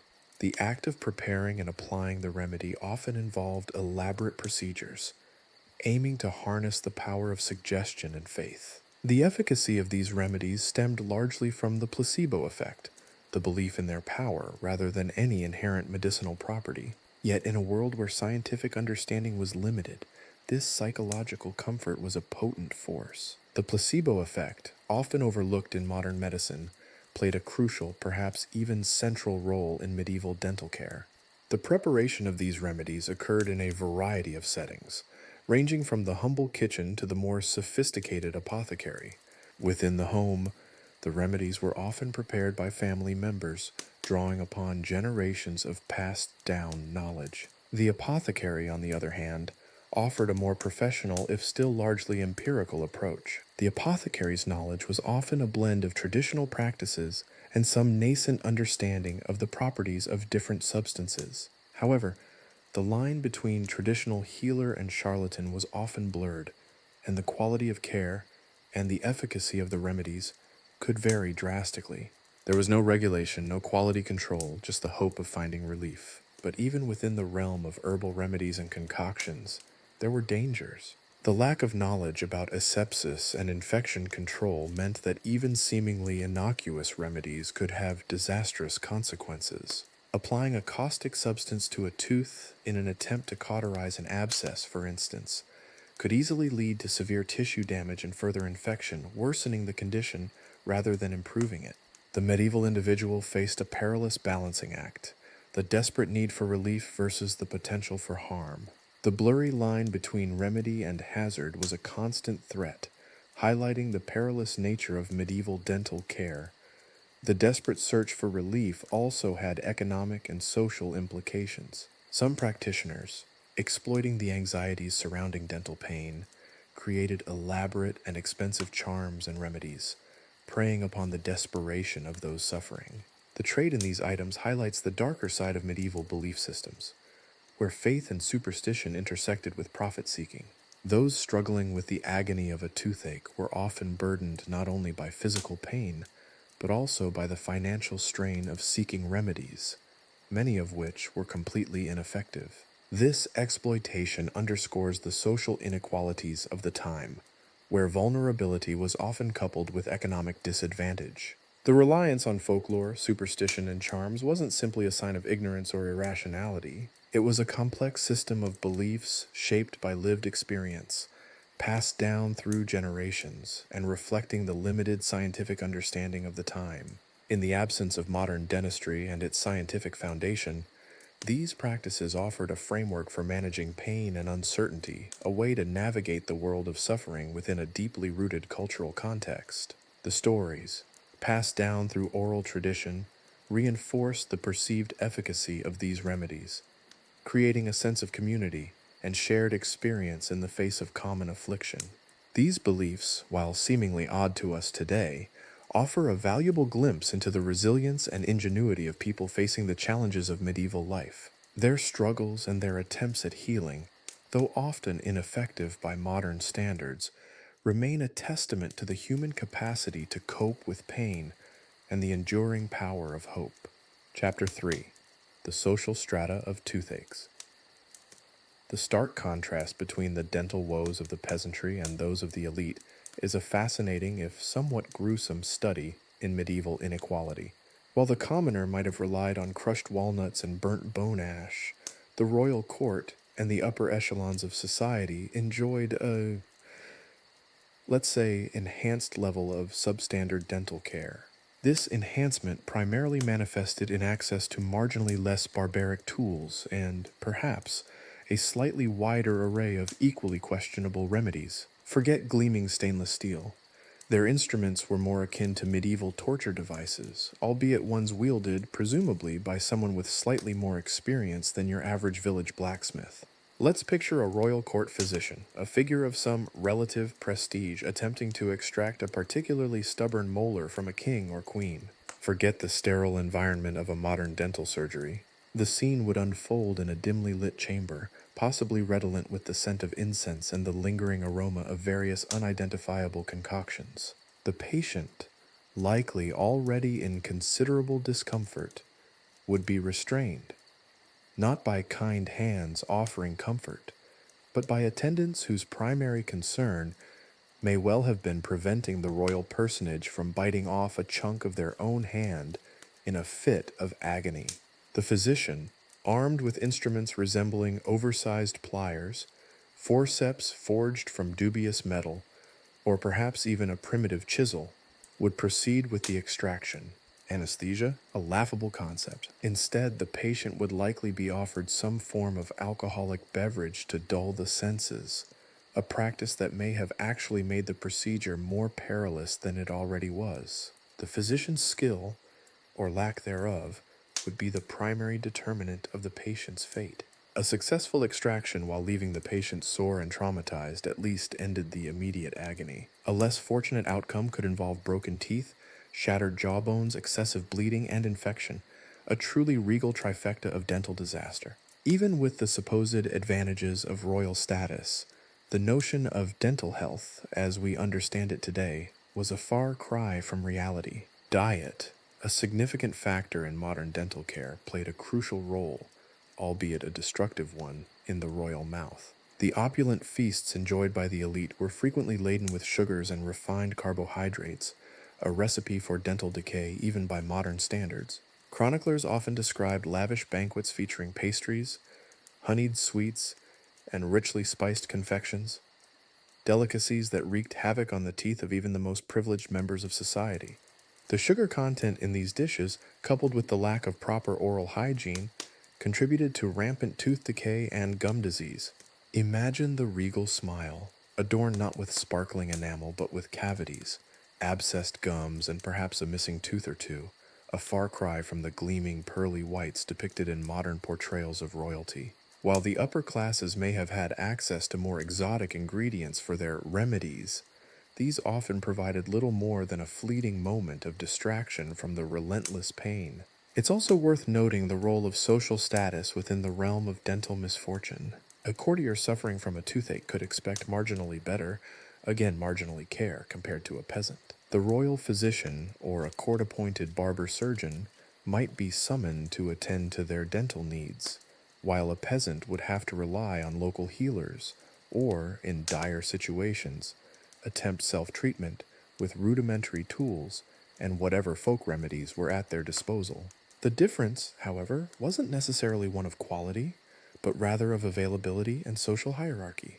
The tools used, even among the elite, were rudimentary and potentially dangerous, emphasizing that even the best care available was still primitive and risky. The access to slightly better tools, while a seemingly significant advantage, didn't necessarily translate into superior outcomes. The understanding of oral anatomy and the causes of dental problems was limited even among the most educated physicians. The interventions were often based on the humoral theory, a belief system that had little to do with actual dental science. This meant that many treatments, far from alleviating pain, could actually exacerbate the problem, leading to more severe infections and potentially life-threatening complications.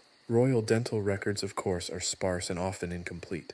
Chronicles, court records, and even some fragmented medical texts offer occasional glimpses into the dental woes of the elite, but the details are far from comprehensive.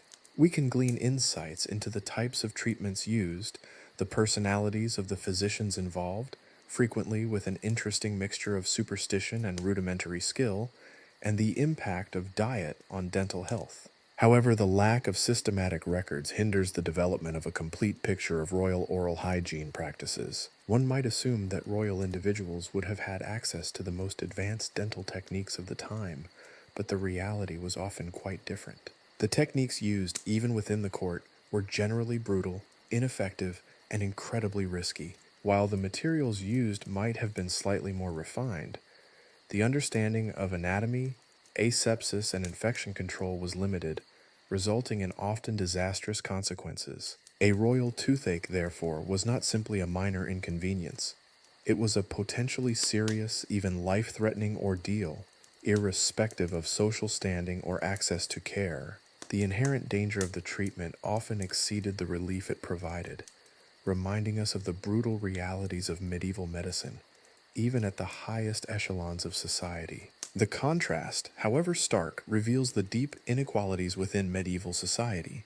While the rich might have enjoyed access to marginally better, but still gruesome tools and a slightly wider range of treatments, they were far from immune to the dental problems that plagued their less fortunate counterparts. The underlying reality was that medieval dentistry, regardless of social standing, was a brutal, painful, and often fatal undertaking. The sheer disparity in resources highlights the stark difference in lived experiences between the elite and the common people, a reminder that even in the seemingly grand world of medieval royalty, the specter of toothache loomed large and mercilessly, regardless of status or wealth. The notion of a royal smile takes on a rather different, grimmer connotation in this context, a smile possibly riddled with cavities, absent teeth, and the lingering memory of excruciating, often ineffective treatment. The pain, it seems, knew no social boundaries. The stark realities of peasant life in the Middle Ages offer a chilling counterpoint to the relatively more comfortable, albeit still gruesome, dental experiences of the elite. While a king might have endured a tooth extraction at the hands of a theoretically more skilled barber-surgeon, the peasant faced a far bleaker prospect. Access to any form of professional dental care was a luxury almost entirely beyond their reach. Their lives, characterized by arduous physical labor, malnutrition, and a pervasive lack of sanitation, contributed to a dental health crisis of staggering proportions. Imagine the daily life of a medieval peasant, a grueling existence spent toiling in the fields, their bodies battered by sun, wind, and the relentless demands of agricultural labor. Their diet, far from the opulent feasts of the aristocracy, consisted largely of coarse grains, root vegetables, and whatever meager scraps of meat they could afford. This diet, while often lacking in essential nutrients, was surprisingly abrasive. The constant grinding of coarse grains against their teeth, coupled with a near total absence of oral hygiene practices, accelerated the rate of tooth decay and gum disease. Unlike the royalty, who might have had access, however limited, to sugary treats, the peasant's diet, while lacking in refined sugars, still contributed to dental problems. The abrasive nature of their food, coupled with the lack of proper brushing, brushes, as we know them, were not yet invented, wore down their enamel, making their teeth more susceptible to decay and breakage. Furthermore, the lack of essential vitamins and minerals in their diets further weakened their teeth and gums, leaving them vulnerable to infection and disease. Forget the refined instruments of the court physician. The peasant's dental care was a matter of desperate self-reliance, often involving crude tools and folk remedies passed down through generations. A toothache, rather than a cause for a royal summons, was a fact of life, endured with stoicism born of necessity. Pain was a constant companion, and the options for relief were limited and often ineffective. One can only speculate on the tools used by the peasantry, a sharp flint, perhaps, or a piece of sharpened bone, anything readily available that could be used to pry out a throbbing molar. Imagine the sheer terror and agony of such a procedure, performed without anesthetic in unsanitary conditions. Infection was an ever-present threat, often resulting in more severe complications, such as abscesses or even death. The peasant's fate was largely determined by luck, resilience, and the mercy of nature. The folk remedies employed by the peasantry offer a fascinating, if somewhat disturbing, glimpse into their ingenuity and desperation.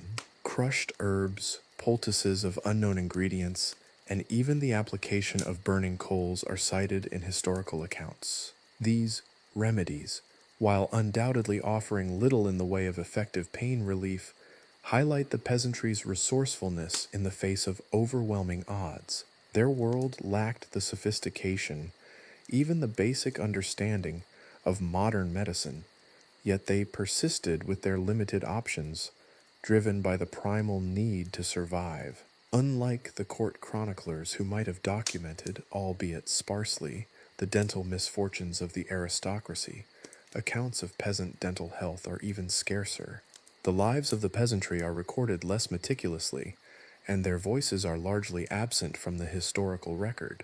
However, the skeletal remains unearthed from medieval burial sites offer silent testament to the pervasive dental problems that afflicted them. Examination of these remains reveals high rates of tooth decay, gum disease, and tooth loss, a stark reflection of the harsh realities of their daily lives. The limited archaeological evidence is further substantiated by art and literature of the period, though indirectly. Depictions of peasants often show missing teeth or severe facial deformities, subtly conveying the pervasive impact of dental disease on their physical well-being.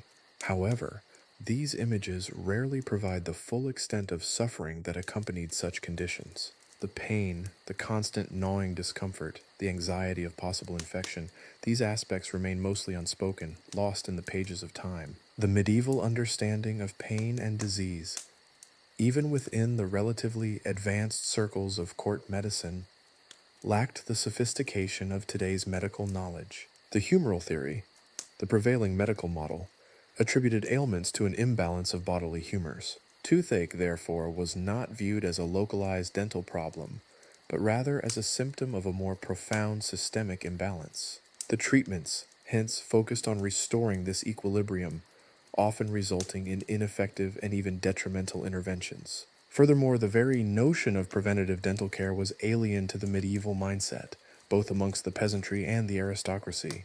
The concept of regular cleaning, even in its most rudimentary forms, was largely unheard of.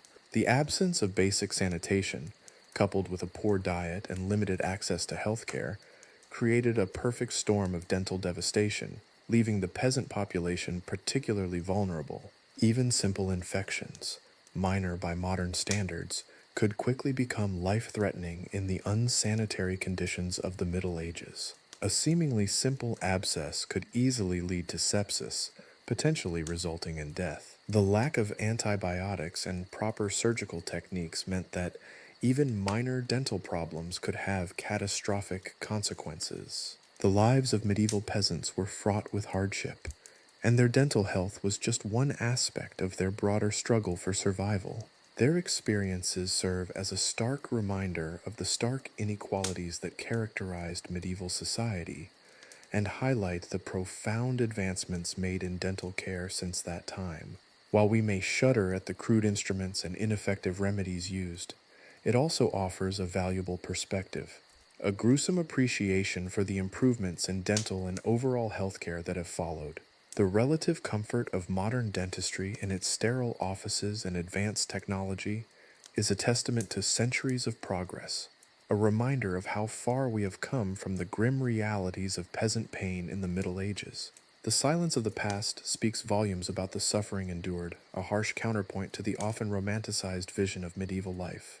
The peasant's toothache, a seemingly insignificant detail in the grand sweep of history, becomes a poignant symbol of the enduring struggle against pain, poverty, and the limitations of medieval medicine.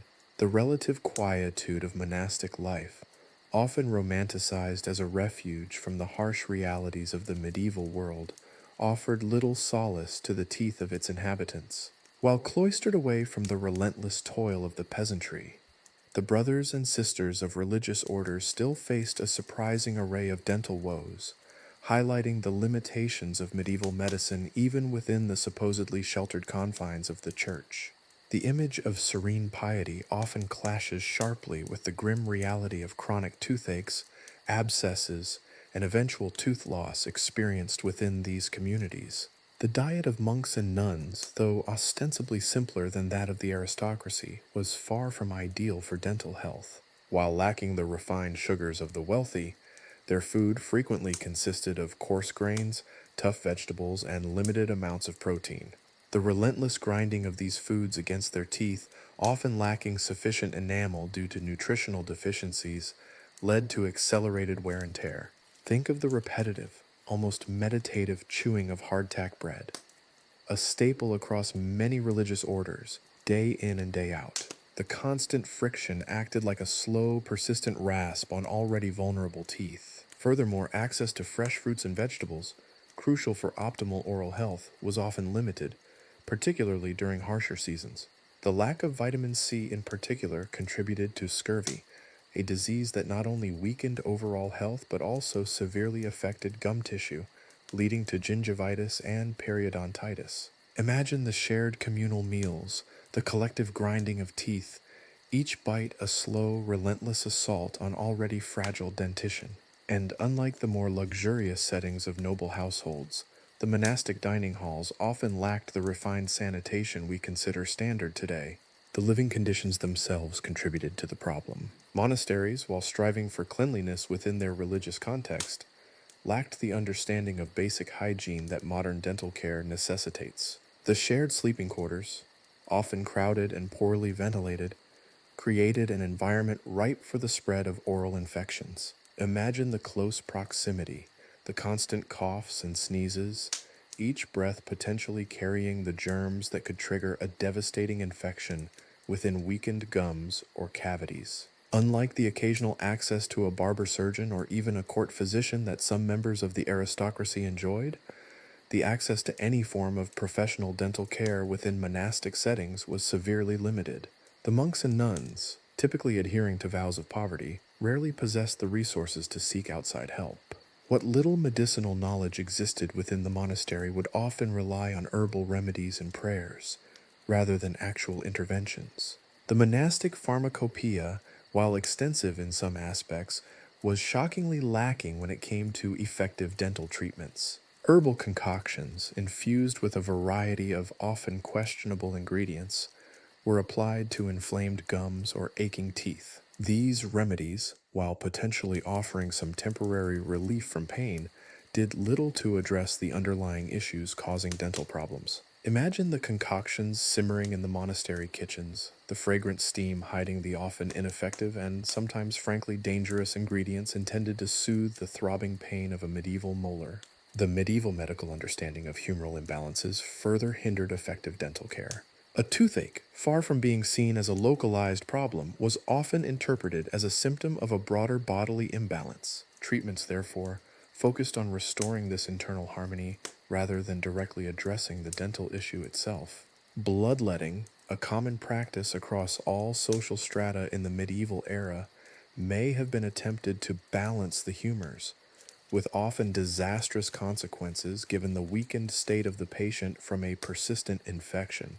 Interestingly, some historical accounts suggest that the relatively structured nature of monastic life, with its emphasis on routine and communal care, may have inadvertently offered some degree of protection against the rampant dental issues plaguing the broader population. Regular meals, albeit lacking in nutritional diversity, still provided some consistency in dietary intake.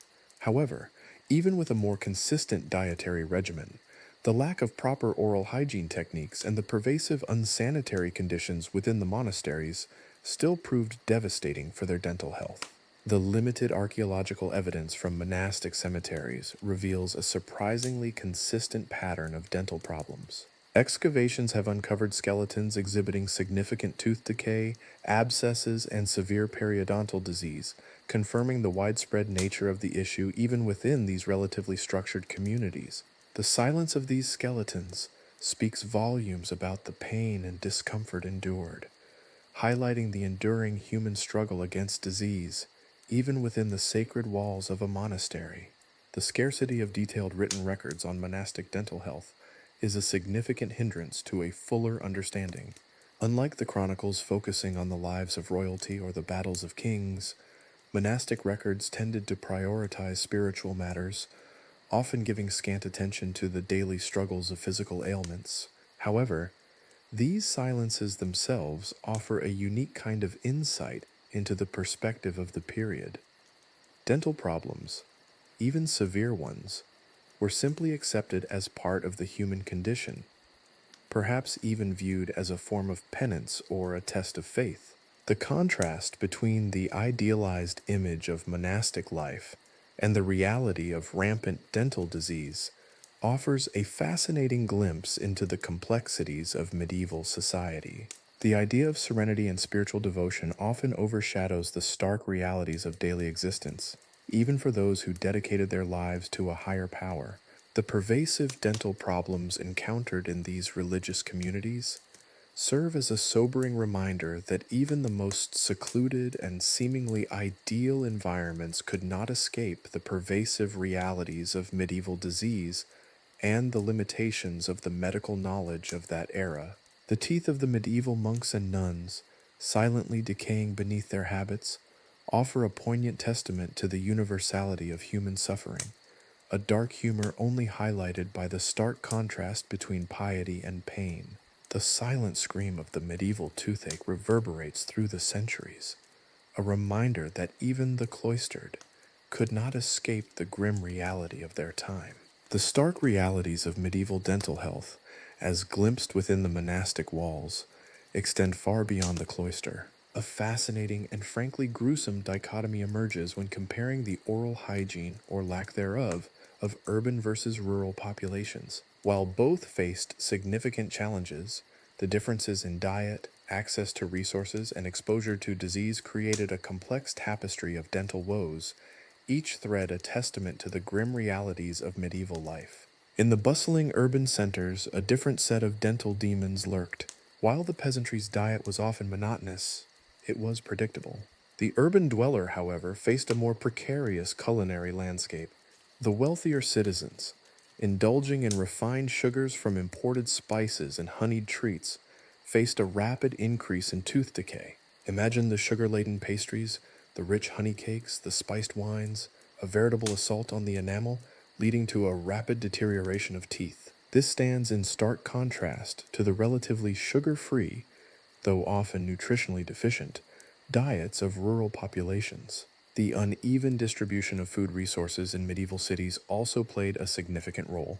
The opulent feasts of the wealthy stood in stark contrast to the meager rations of the urban poor, who often scraped by on scraps and less nutritious fare. Malnutrition, rampant in the crowded urban slums, severely impacted dental health. A lack of essential vitamins and minerals weakened teeth, making them more susceptible to decay and gum disease. Picture the teeming streets of London or Paris, the alleys reeking of refuse, the stench of poverty and disease hanging heavy in the air, a perfect breeding ground for oral infections. The proximity of people in urban environments exacerbated the spread of infectious diseases. The lack of sanitation, coupled with overcrowding, made the transmission of oral infections like gingivitis and periodontitis almost inevitable. Imagine the cramped tenements, multiple families sharing a single room, the constant coughs and sneezes echoing through the narrow, poorly ventilated spaces. A simple cut or abrasion in the mouth, common even with crude utensils and coarse food,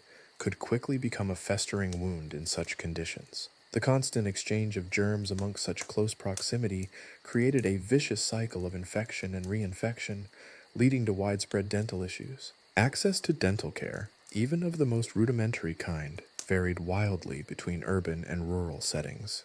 While some urban centers boasted barber-surgeons who offered often brutal extraction services, the quality of care was highly inconsistent. The urban poor, of course, lacked access to such professionals.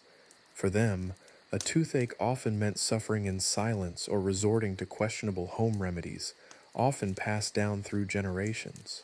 These home remedies, while sometimes offering temporary pain relief, often lacked any genuine therapeutic value, sometimes even causing more harm than good. We are talking about poultices made of questionable ingredients applied directly to throbbing gums, or potentially toxic herbal concoctions consumed internally. In contrast, rural communities often relied on folk medicine and the knowledge passed down through family lines. While this knowledge wasn't backed by scientific understanding, it sometimes proved surprisingly effective in relieving pain or managing infection. However, the lack of tools and the limited understanding of infection control meant that rural dental health was rarely good.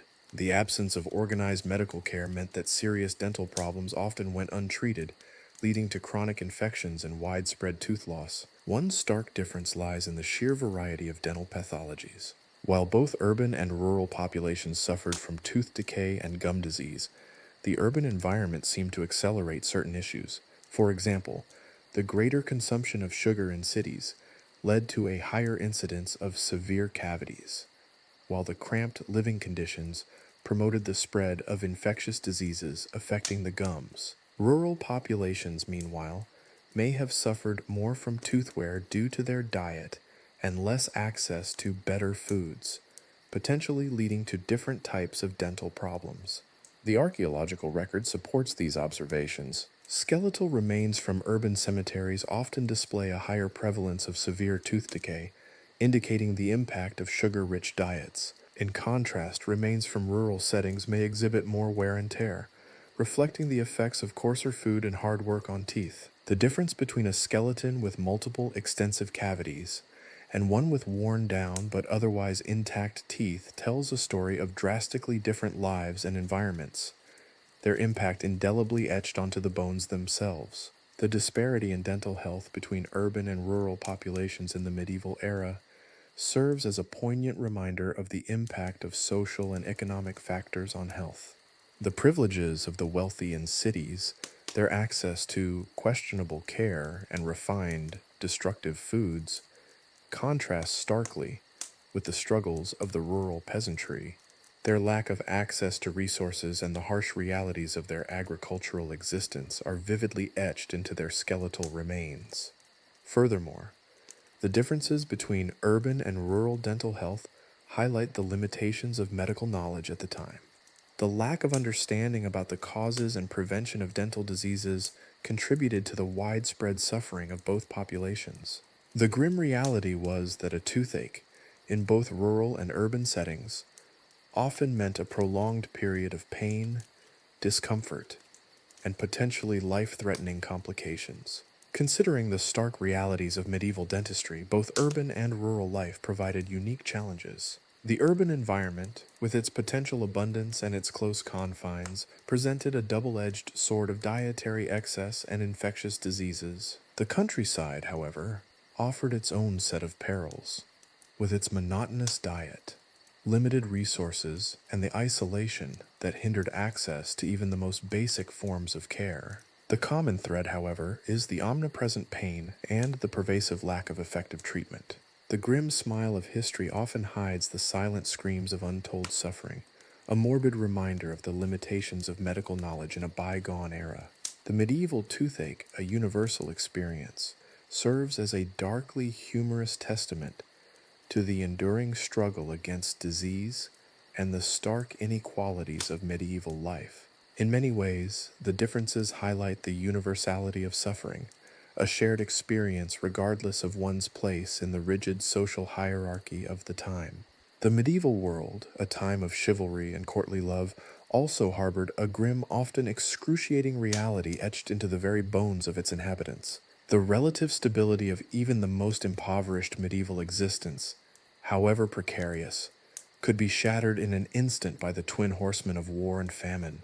These cataclysmic events wrought havoc on all aspects of life, and the oral health of the population was no exception. The impact was devastating, leaving an indelible mark not only on the individuals who survived, but also on the collective historical record, etched into the very bones of the victims. Imagine the battlefield, a landscape of carnage and decay, the clash of steel, the screams of the dying, the stench of blood and death, a horrific symphony of destruction. Beyond the immediate trauma of wounds and broken bones, the impact on oral health was significant. Broken teeth, caused by blows, projectiles, or even the sheer force of combat, were commonplace. Think of a medieval soldier, his mouth a battlefield in itself, his teeth chipped, fractured, or outright missing, a grim testament to the brutality of war. The lack of sanitation and medical attention meant that even minor oral injuries could quickly become infected, leading to abscesses, osteomyelitis, a bone infection, and even death.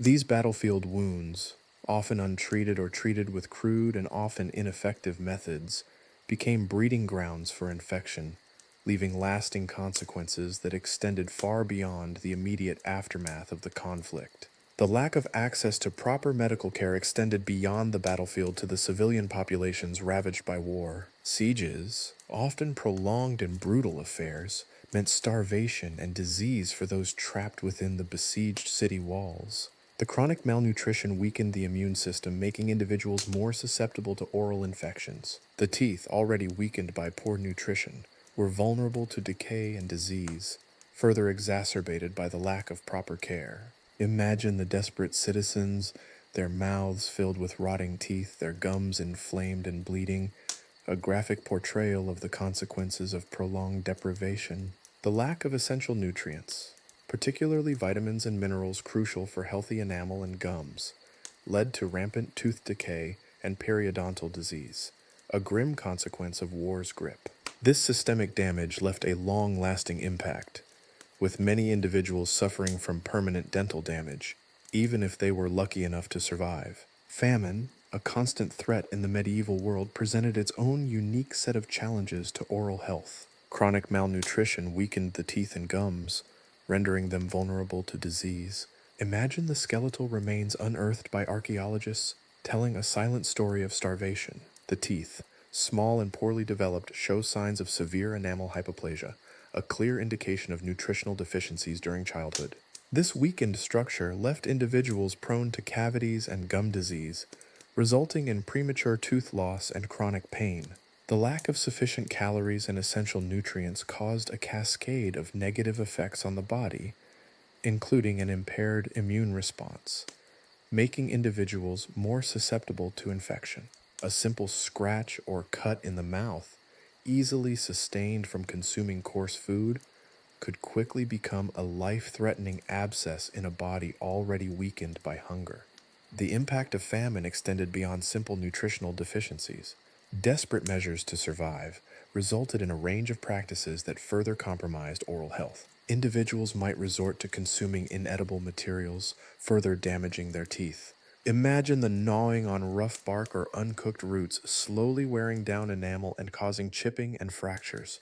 The desperation of hunger pushed individuals to consume whatever they could find, regardless of the consequences to their already compromised dental health. The consequences were grim: chipped teeth, fractured enamel, and increased susceptibility to infection.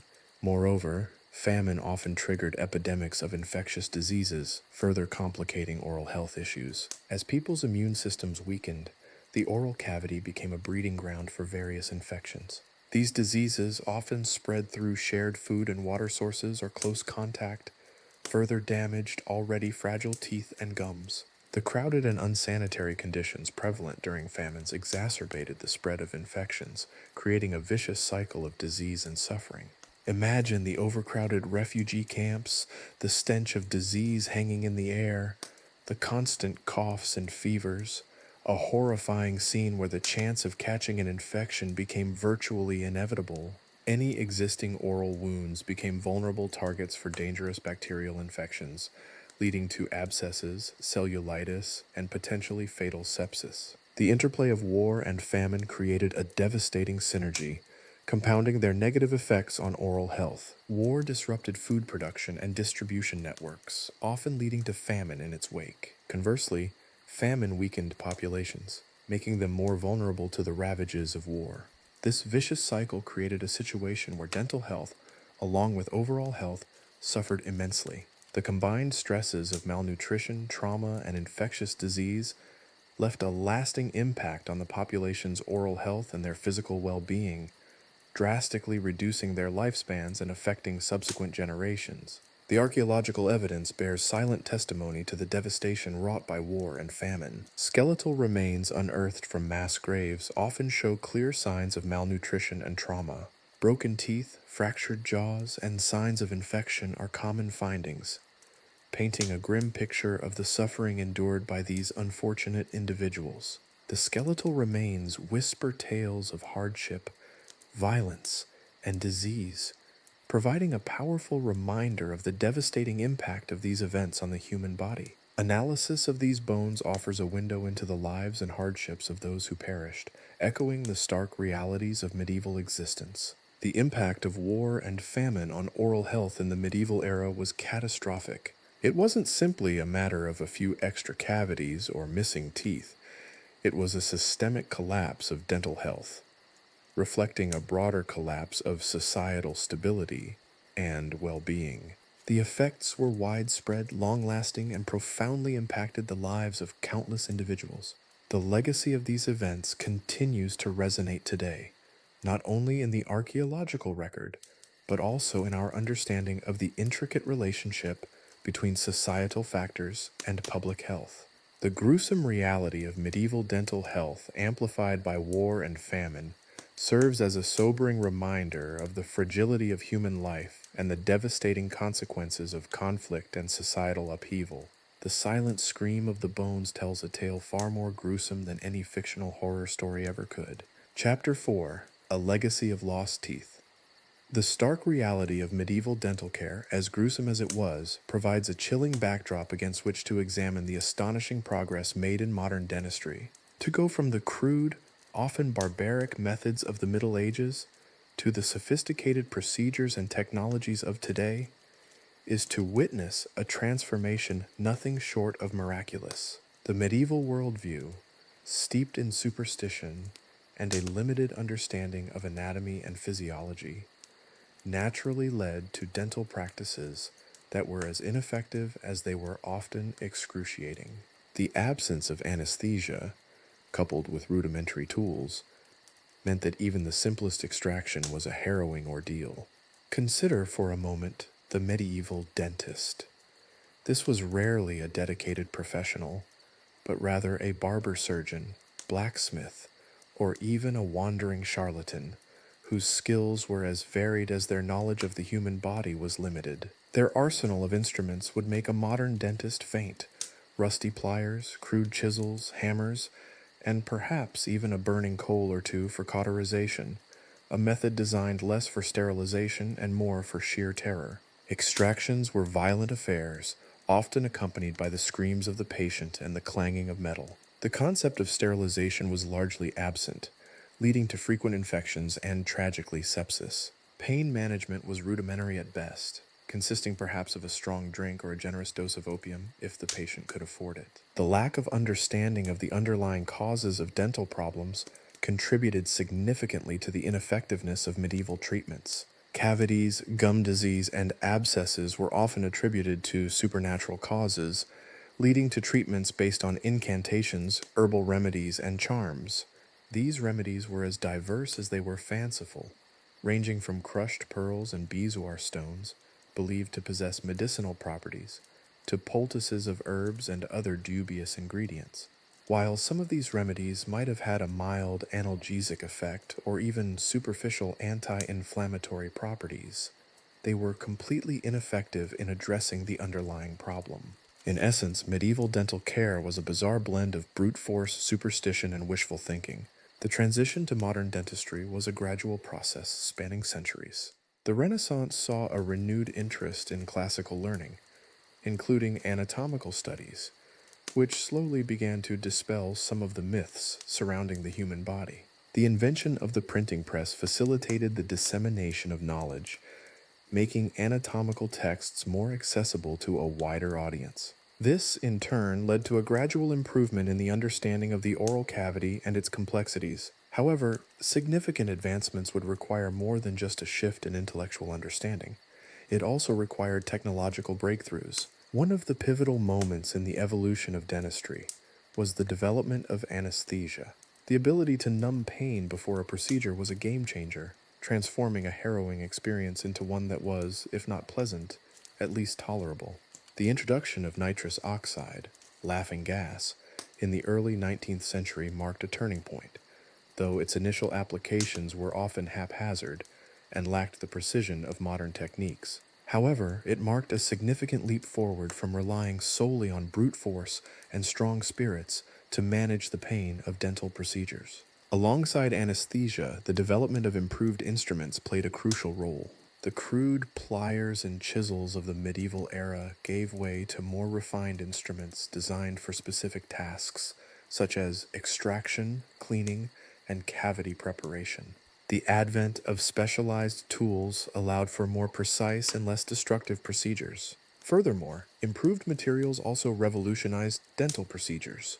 The introduction of materials like porcelain and later gold allowed for the creation of more aesthetically pleasing and durable fillings and crowns. The understanding of oral hygiene also evolved dramatically. Medieval individuals, lacking knowledge of the role of bacteria in dental decay, often attributed bad breath and tooth problems to an imbalance of bodily humors or supernatural causes. The practice of brushing teeth, while not completely unknown, was certainly not widespread, and the available cleaning agents were often abrasive and ineffective. The subsequent discovery of the connection between bacteria and disease revolutionized preventative dentistry.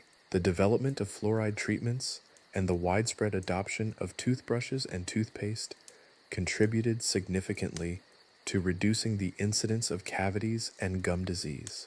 The 20th and 21st centuries have witnessed an explosion of advancements in dentistry. The development of X-rays, which allowed dentists to see beneath the surface of teeth, was a monumental leap forward, allowing for earlier detection of cavities and other problems. This, coupled with advancements in dental materials and techniques, has transformed the field from one focused primarily on extraction to one emphasizing prevention and restoration. Modern dentistry is an enormously sophisticated field, employing a wide range of technologies and techniques to diagnose, treat, and prevent dental problems. Sophisticated imaging techniques such as CBCT scans allow for detailed three-dimensional visualization of the oral cavity. Laser technology is employed for a variety of procedures, offering precision and minimal invasiveness. Implantology has revolutionized the treatment of tooth loss, allowing for the replacement of missing teeth with artificial implants that seamlessly integrate with the jawbone. Cosmetic dentistry has emerged as a significant subspecialty, focused on improving the aesthetic appearance of teeth and gums. The contrast between medieval and modern dentistry is breathtaking. Where once pain was unavoidable and treatments were crude and often ineffective, now we have a sophisticated understanding of oral health, advanced tools and technologies, and effective preventative measures. The evolution of dentistry is a testament to human ingenuity and our relentless pursuit of better health. It stands as a powerful reminder of how far we have come and a hopeful sign of what the future might hold. A future where the grim legacy of lost teeth is a distant and darkly humorous memory. While we can't entirely eliminate the need for dental work, the very thought of returning to medieval methods sends a shiver down even the most stoic spine. The advancements in dental care are a remarkable illustration of humanity's capacity for progress, and a stark contrast to the grim realities of the past.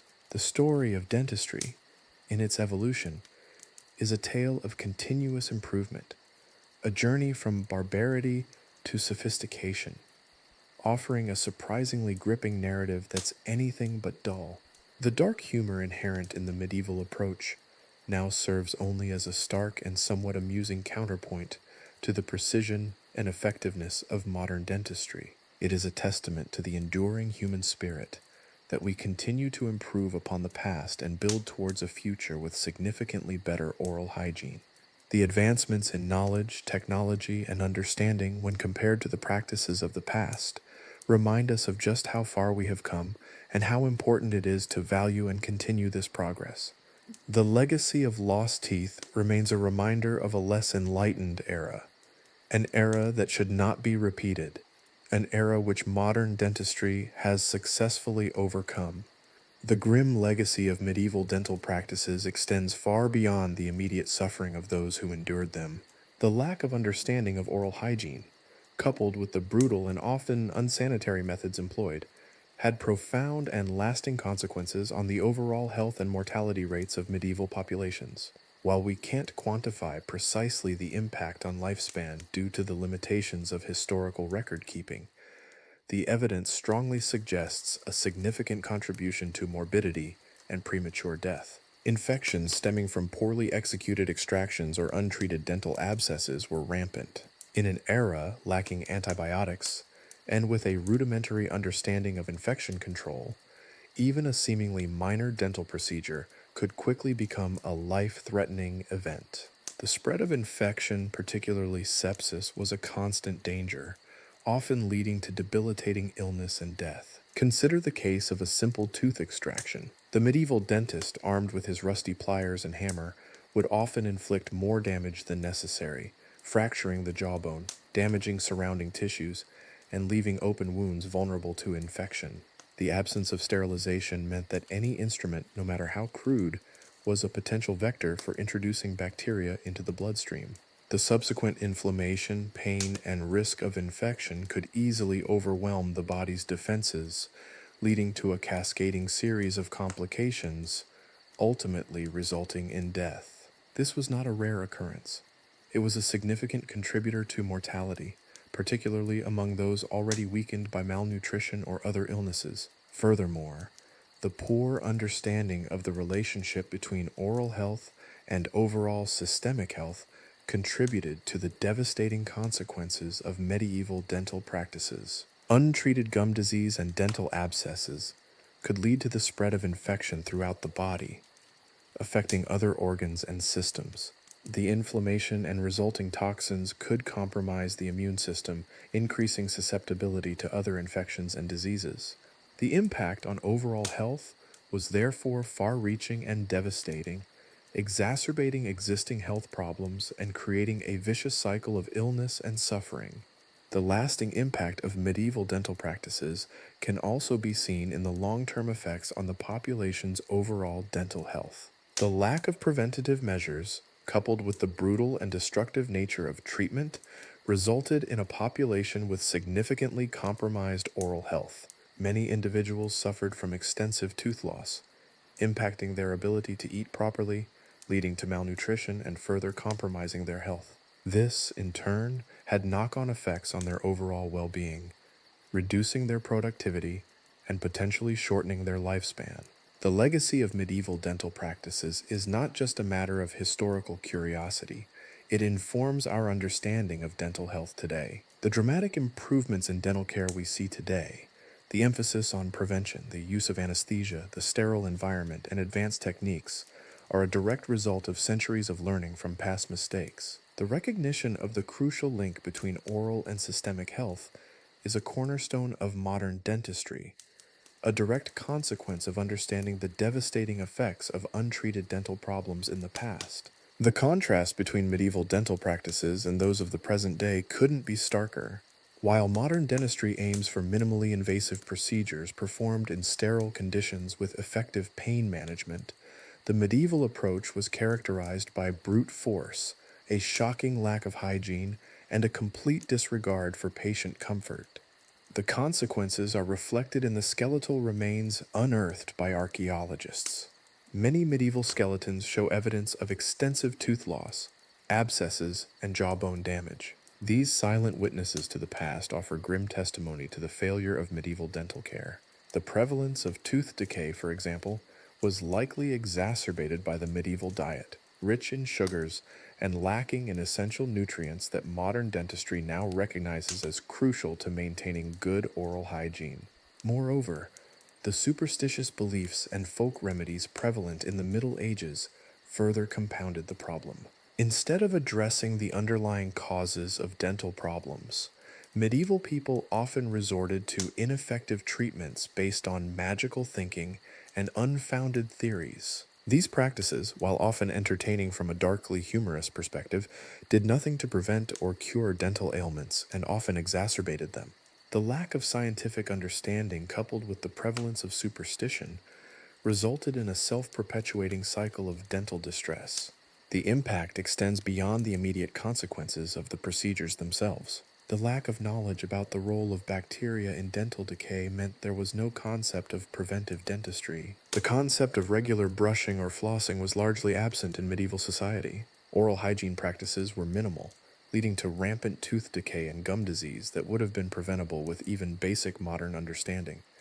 The absence of effective pain management is another crucial difference. Modern dentistry utilizes a variety of anesthetic techniques to ensure that procedures are as painless as possible.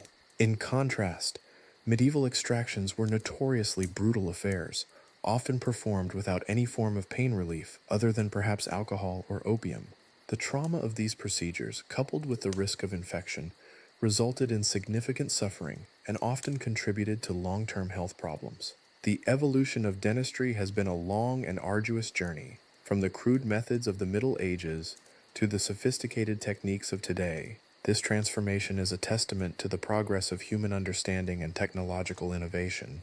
The stark contrast between the past and the present emphasizes the incredible strides made in modern dentistry, which offers a stark juxtaposition to the macabre world of medieval dental care. The long-term impact of medieval dental practices serves as a sobering reminder of the importance of preventative care, proper hygiene, and the advancements made in understanding oral health. The grotesque tales of medieval dentistry, while darkly humorous, highlight the importance of valuing and continuing the progress that has occurred in the field. We owe our relatively healthy smiles to centuries of scientific advancements, making the barbarous methods of our ancestors a distant and somewhat comedic nightmare. The contrast, though jarring, is a testament to humanity's progress and a stark reminder of the dangers of ignorance and superstition in healthcare.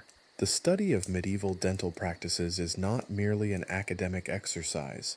It provides valuable insights into the historical evolution of healthcare and the importance of evidence-based medicine.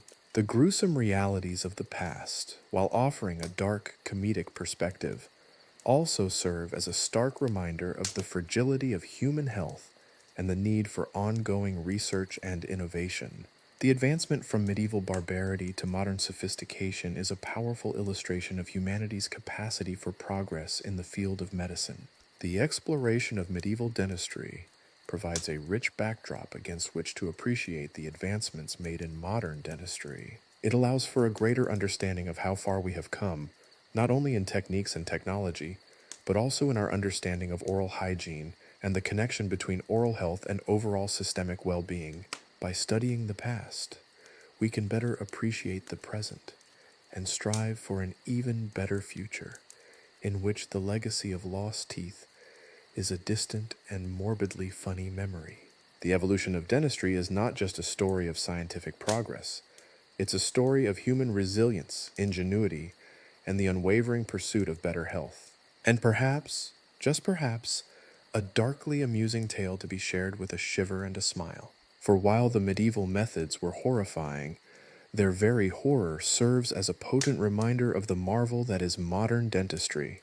The stark contrast between medieval dental practices and modern dentistry offers a wealth of lessons, not just about the evolution of medical technology, but also about the fundamental importance of preventative care and the profound connection between oral and overall health. The medieval world, lacking the scientific understanding we possess today, viewed dentistry through a lens of superstition and brute force, resulting in practices that would be considered barbaric by today's standards. Yet, by examining these antiquated methods, we gain a deeper appreciation for the advancements that have revolutionized dental care. One of the most striking lessons is the crucial role of hygiene. The medieval population, largely unaware of the role of bacteria in dental decay, lacked even the most basic understanding of oral hygiene. Brushing and flossing, cornerstones of modern dental care, were virtually non-existent. This lack of preventative measures, coupled with a diet often rich in sugars and lacking essential nutrients, led to rampant tooth decay and gum disease. Skeletal remains unearthed by archaeologists provide chilling testimony to the prevalence of these issues, revealing extensive tooth loss, abscesses, and jawbone damage in a significant portion of the medieval population. This contrasts sharply with the focus on preventative care in modern dentistry, which emphasizes regular checkups, professional cleanings, and good home hygiene practices to prevent problems before they arise. The absence of effective pain management in medieval dentistry is another stark contrast. Modern dental procedures, while not always enjoyable, are performed under anesthesia or with effective local anesthetics. In contrast, medieval extractions were notorious for their brutality, often carried out without any pain relief beyond perhaps a swig of alcohol or a dose of opium, which, depending on the dosage, may have done little to dull the agonizing pain. The trauma inflicted during these procedures was considerable, leaving patients vulnerable to infection and prolonged suffering. The development of effective anesthesia is a significant advancement that highlights the commitment of modern dentistry to patient comfort and well-being. The mere existence of effective pain relief, alongside the ability to sterilize equipment, represents a massive leap forward from the era of rudimentary medieval dentistry. The understanding of the relationship between oral and overall health has also undergone a dramatic transformation. Medieval practitioners, lacking the scientific understanding of infection and systemic inflammation, often failed to recognize the link between dental problems and more serious health issues. A simple tooth abscess, left untreated, could easily lead to sepsis, a life-threatening condition that often resulted in death. Modern dentistry recognizes the intricate connection between oral health and the rest of the body, emphasizing the importance of addressing dental problems promptly to prevent the spread of infection and the development of systemic diseases. The consequences of untreated dental problems can range from heart disease to diabetes, emphasizing the preventative nature of modern dentistry. The holistic approach to health today contrasts starkly with the localized treatment, or lack thereof, seen in medieval practices. The evolution of dental tools and techniques is another area where the contrast is striking. Medieval dentists relied on crude and often unsanitary instruments such as pliers, hammers, and even fire. These tools, often reused without sterilization, significantly increase the risk of infection. Modern dentistry, in contrast, utilizes sophisticated, sterile instruments and techniques, minimizing the risk of infection and allowing for more precise and minimally invasive procedures. The shift from crude, brutal force to precision and care highlights the advancements in materials science, engineering, and medical technology over the centuries. The advancements aren't merely limited to tools and technique. The sheer scope of modern dental knowledge also stands in stark contrast to the ignorance and superstition of the medieval period. The advancement in materials also demonstrates a key difference. Modern materials are designed for durability, strength, and biocompatibility. Think of modern dental implants, strong, resistant to decay, and designed to integrate naturally with jawbone. Consider that in contrast, medieval remedies might involve filling a cavity with a mixture of herbs and resins, a far cry from the precision and scientific understanding behind modern restorative dentistry. The application of such remedies likely led to more problems than they resolved, leading to the very conditions modern dentistry now so effectively addresses. Furthermore, the shift from superstitious beliefs to evidence-based practices is a critical lesson learned.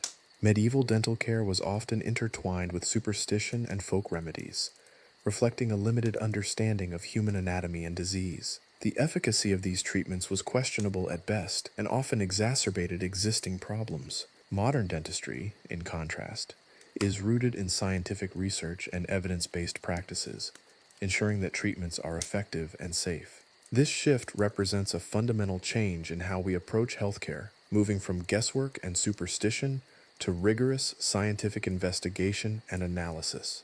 The study of medieval dentistry, therefore, offers a fascinating glimpse into the evolution of medical practices. It serves as a cautionary tale of the dangers of ignorance, superstition, and a lack of hygiene, while simultaneously highlighting the remarkable progress made in modern dentistry. The dramatic improvement in dental care, from the brutal extractions and unsanitary practices of the past to the sophisticated, minimally invasive procedures of today, reflects the ongoing advancement of medical science and the unwavering commitment to patient well-being. The macabre nature of medieval dentistry stands as a testament to the importance of continuing scientific advancements and the crucial link between preventative measures, modern technology, and healthy smiles. Our relatively pristine smiles today are a direct result of the lessons learned from the gruesome mistakes of our ancestors. The contrast serves as a darkly comedic yet vital reminder of the marvel that is modern dentistry. The improvements in materials, techniques, and understanding alone illustrate a remarkable leap forward in human ingenuity and healthcare. And perhaps, most importantly, the shift towards preventative care, rather than merely reactive treatment, represents a fundamental paradigm shift in healthcare philosophies, a paradigm that modern dentistry so successfully embodies. The transition from the medieval world's haphazard approach to dental care to the sophisticated practices of modern dentistry is nothing short of a revolution. It's a journey from crude tools and agonizing procedures to a world where preventative care, advanced technology, and a deep understanding of oral health reign supreme. Imagine the sheer terror of a medieval tooth extraction, a process often involving little more than brute force and a prayer to whatever deity might be listening. Now picture a modern dental appointment, complete with painless anesthesia, precise instruments, and the soothing hum of advanced technology. The difference is stark, bordering on the surreal. Modern dentistry's success rests on a multi-pronged approach. Preventative care is its cornerstone. Regular checkups, professional cleanings, and a consistent home oral hygiene routine, brushing, flossing, and the use of fluoride have become commonplace. This proactive strategy minimizes the need for extensive, potentially invasive treatments later on.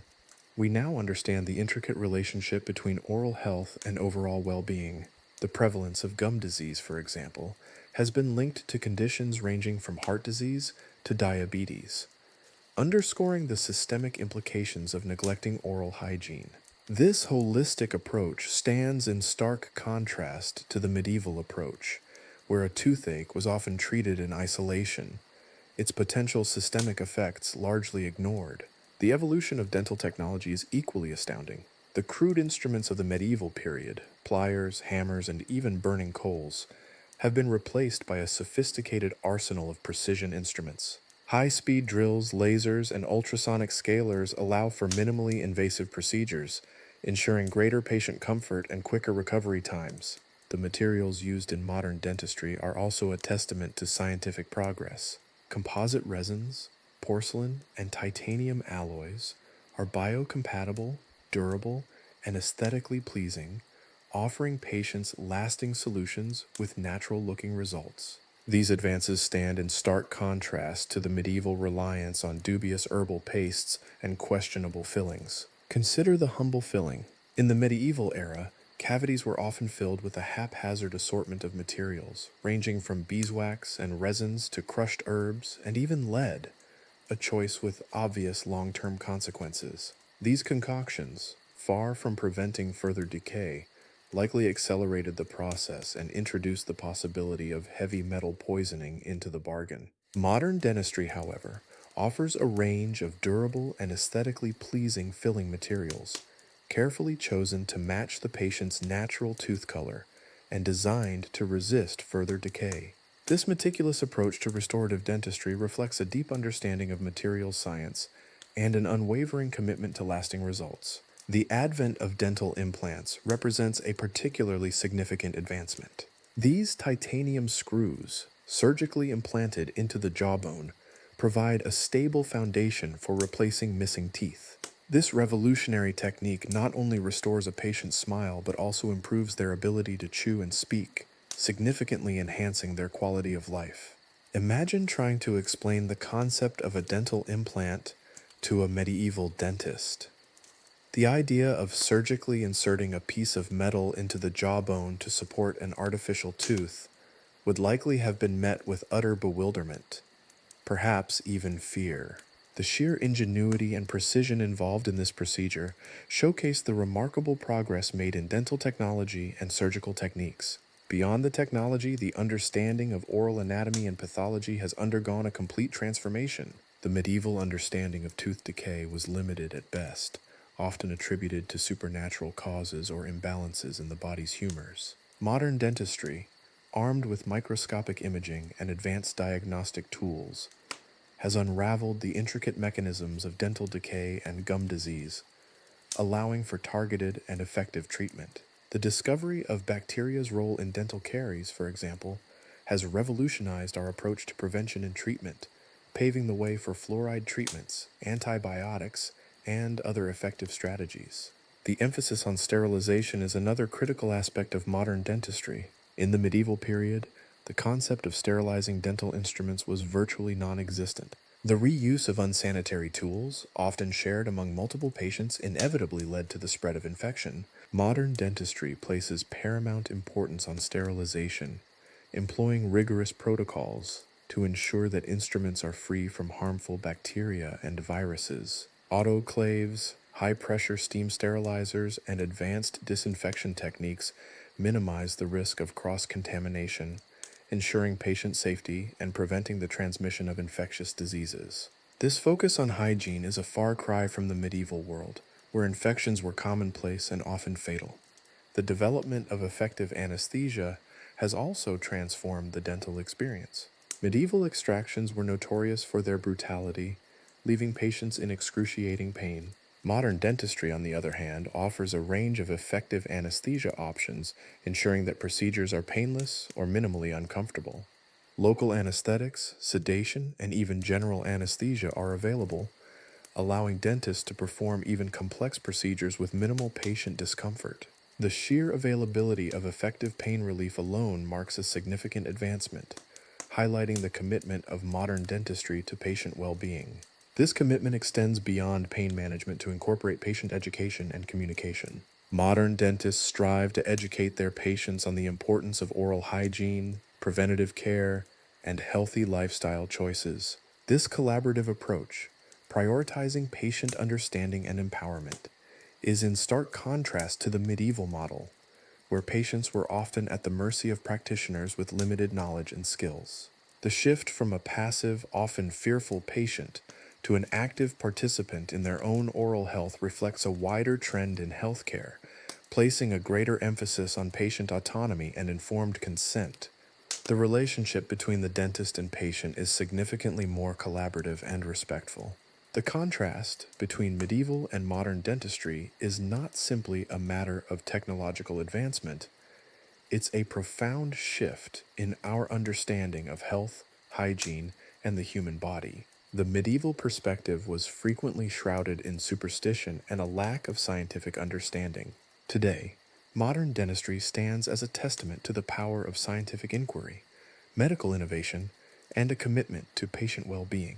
The journey from crude, painful extractions to sophisticated, painless procedures is a powerful illustration of humanity's relentless pursuit of health and a better quality of life. The grim realities of medieval dental practices serve as a stark, if darkly humorous, reminder of the importance of regular dental checkups and the marvels of modern dentistry. The seemingly simple act of brushing our teeth twice a day is a testament to the accumulated knowledge and advancements that have transformed dental care from a terrifying ordeal into a routine practice. A stark contrast, highlighting the remarkable progress made. And perhaps that is the most intriguing aspect of all. The transformation of dentistry continues apace, hurtling beyond the mere restoration of function into the realm of aesthetic enhancement. Cosmetic dentistry, a relatively recent phenomenon, has exploded in popularity, driven by a societal emphasis on appearance and a desire for the perfect smile. Think of it as the ultimate vanity project, only instead of a powdered wig and a pair of ridiculously high heels, it's a dazzling row of pearly whites. This pursuit of the ideal smile has spawned a myriad of treatments, from teeth whitening and bonding to veneers and orthodontics. Teeth whitening, for instance, has gone from a somewhat haphazard process involving dubious concoctions and questionable methods to a scientifically refined procedure utilizing laser technology and professional-grade bleaching agents. The results, while often dramatic, highlight a shift in our perception of what constitutes a healthy and attractive smile. Veneers, thin shells of porcelain or composite resin bonded to the front surface of teeth, offer another route to the perfect smile. These can dramatically alter the shape, size, and color of teeth, effectively masking imperfections and creating a uniform, aesthetically pleasing result.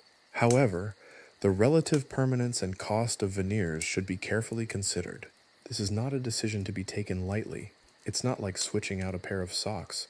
There's a significant investment involved, both financially and in terms of the alteration of one's natural dentition. The decision requires careful consultation with a dentist to weigh the potential benefits against the potential drawbacks. The rise in popularity of veneers reflects a cultural shift, showcasing the growing importance placed on aesthetic dental perfection. One might almost consider it a modern form of self-expression, a carefully crafted visual statement that transcends mere functionality. Orthodontics, the correction of misaligned teeth, has also undergone significant advancements. Gone are the days of clunky metal braces, though they still persist. Modern orthodontics offers a range of options, including clear aligners, lingual braces, and even self-ligating brackets. These advancements not only improve the effectiveness of treatment, but also enhance the patient's comfort and aesthetic appeal. Clear aligners, in particular, have become increasingly popular, offering a discreet alternative to traditional metal braces. They are removable, allowing for easier cleaning and more flexibility, and are virtually invisible, rendering them a much more aesthetically pleasing option for the self-conscious patient. However, let's be honest. The sheer technological prowess required to design and manufacture personalized aligners that gently nudge teeth into place over time is a wonder of the modern world. Beyond the purely cosmetic, modern dentistry offers a range of advanced treatments to address complex dental issues. Implantology, as we've touched upon previously, continues to evolve, with advancements in implant design and surgical techniques offering improved stability, longevity, and integration with the jawbone. Computer-aided design and computer-aided manufacturing, CAD/CAM technology, for example, allows for the creation of highly precise implants and prosthetics, further enhancing the success rate and aesthetics of these procedures. The creation of bone grafts to prepare for implants speaks to the surgical intricacies involved. It's not simply a matter of screwing a titanium screw into one's jaw. This is major surgery that requires detailed knowledge of anatomy, surgical techniques, and the materials used. Regenerative dentistry holds great promise for the future of oral health. This field focuses on the repair and regeneration of damaged tissues such as teeth and gums. Techniques like guided tissue regeneration, GTR, and bone grafting, coupled with growth factors and stem cells, aim to stimulate natural tissue repair. These developments may soon lead to the possibility of regrowing teeth, a concept that would have seemed like science fiction just a few decades ago. Imagine telling a medieval peasant that one day it would be possible to regrow a lost tooth. The reaction, I suspect, would be somewhere between dumbfounded awe and complete disbelief. The development of new materials continues to push the boundaries of dental technology. Bioactive materials designed to interact with the body's natural tissues are being developed to enhance the integration of dental implants and restorations. These materials mimic the composition and structure of natural teeth and bones, creating more durable and biocompatible solutions. These advancements showcase the interdisciplinary nature of modern dentistry, drawing on advances in materials science, engineering, and biology to deliver improved patient outcomes. Dental technology is not just about materials and procedures. It also encompasses advanced diagnostic tools and techniques. Cone beam computed tomography, CBCT scans, for instance, allow for three-dimensional imaging of the jaw and teeth, enabling more precise diagnosis and treatment planning.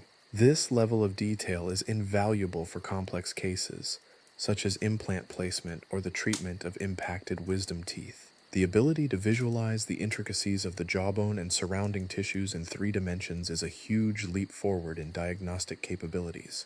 Digital dentistry is rapidly changing the landscape of oral health care. CAD/CAM technology, mentioned earlier, is streamlining the production of crowns, bridges, and other restorations. Digital impressions, using intraoral scanners, eliminate the need for traditional alginate impressions, offering patients a more comfortable and efficient experience. The advent of 3D printing also holds immense potential for creating customized dental appliances and prosthetics. This shift towards digital technology not only improves efficiency and accuracy, but also offers greater patient comfort and personalized care. Modern dentistry isn't just about fixing problems, it's about preventing them.